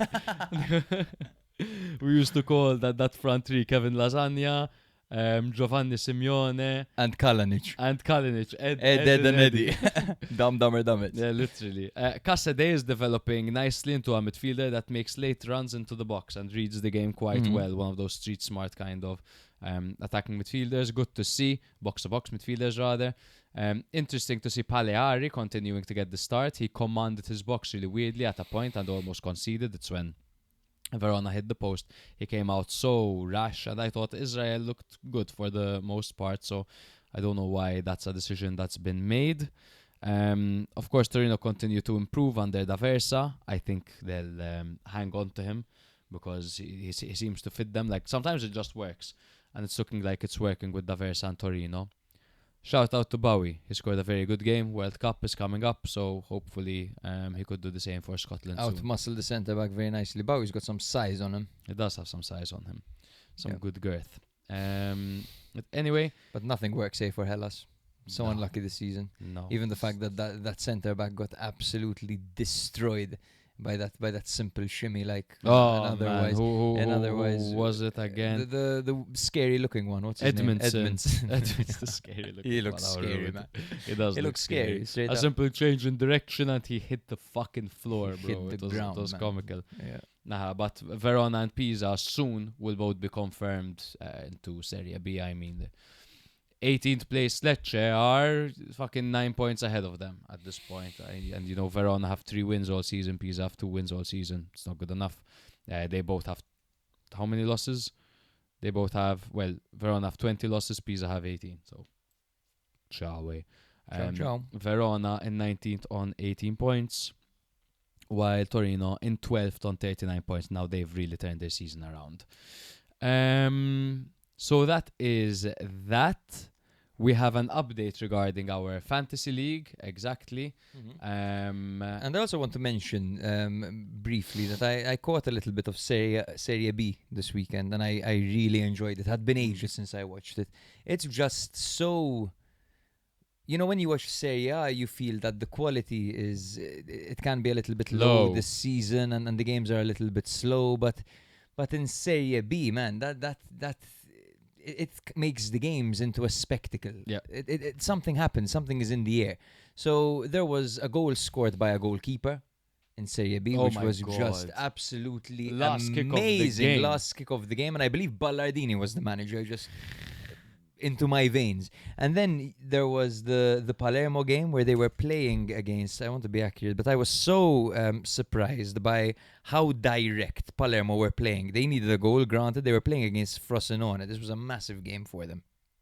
And Palermo were literally passing the ball, laying it off and crossing over and over again, repeatedly, until they got a goal through Ranocchia in the 89th minute against Frosinone. Ranocchia, man. This is Ranocchia who was at Monza. It's absolutely amazing right now, the title race in Serie B. There is... Set the scene a bit, what's the table Venezia like? are first with 72 points, so 34 games have been played.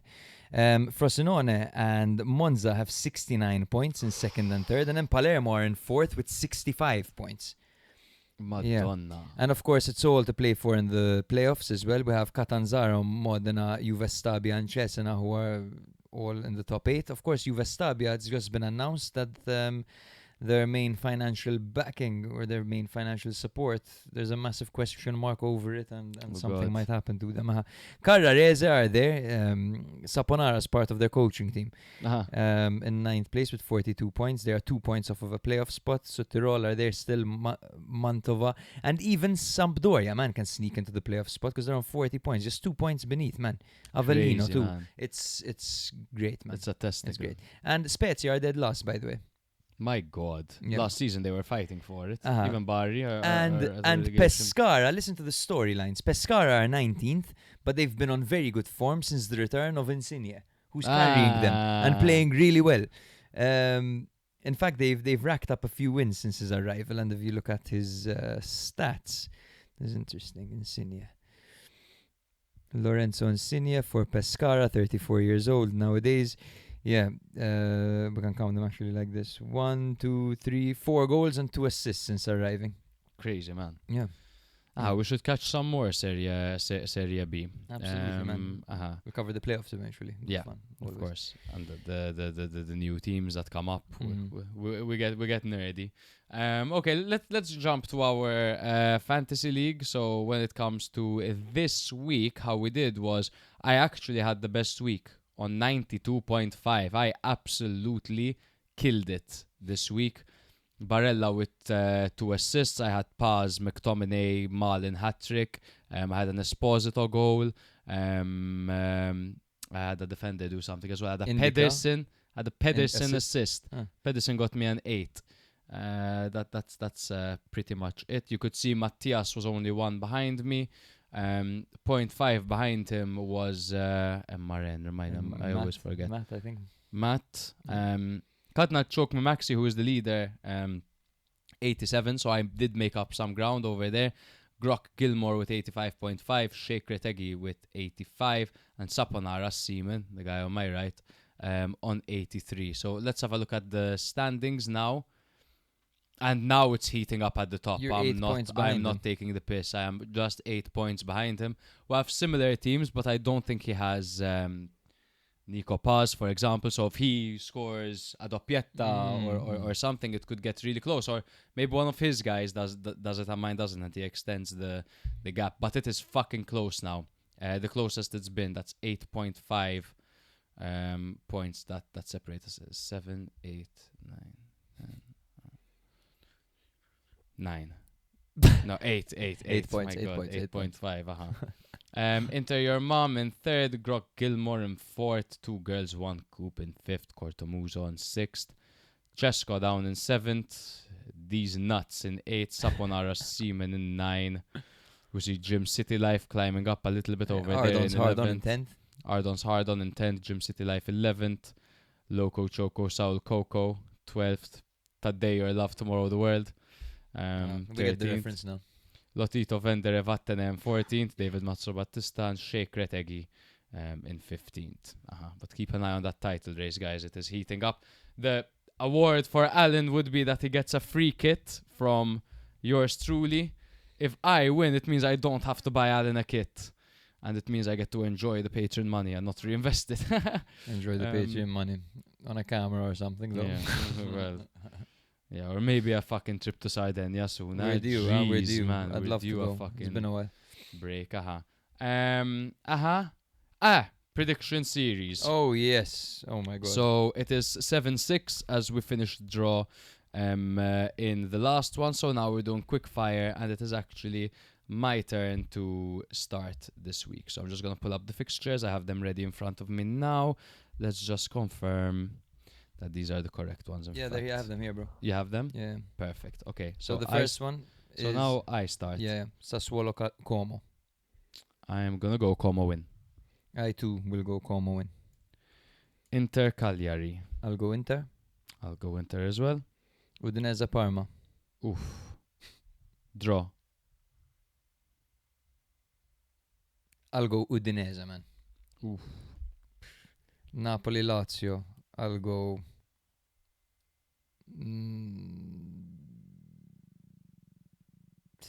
Napoli. I'll go Napoli as well. Roma Atalanta. This is a 6-pointer, huh? This is a 6-pointer. It's the Gasperini. You know what that means? Draw.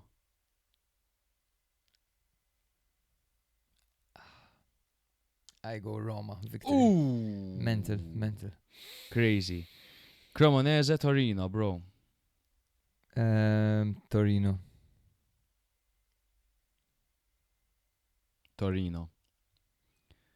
Verona, Milan. Milan. Come on. Bounce back, boys. Pisa, Genoa. Genoa. Juve, Bologna. Is it me? Fuck knows, man. Go for it. Sure. Juve, Bologna, alla. Juve, Bologna.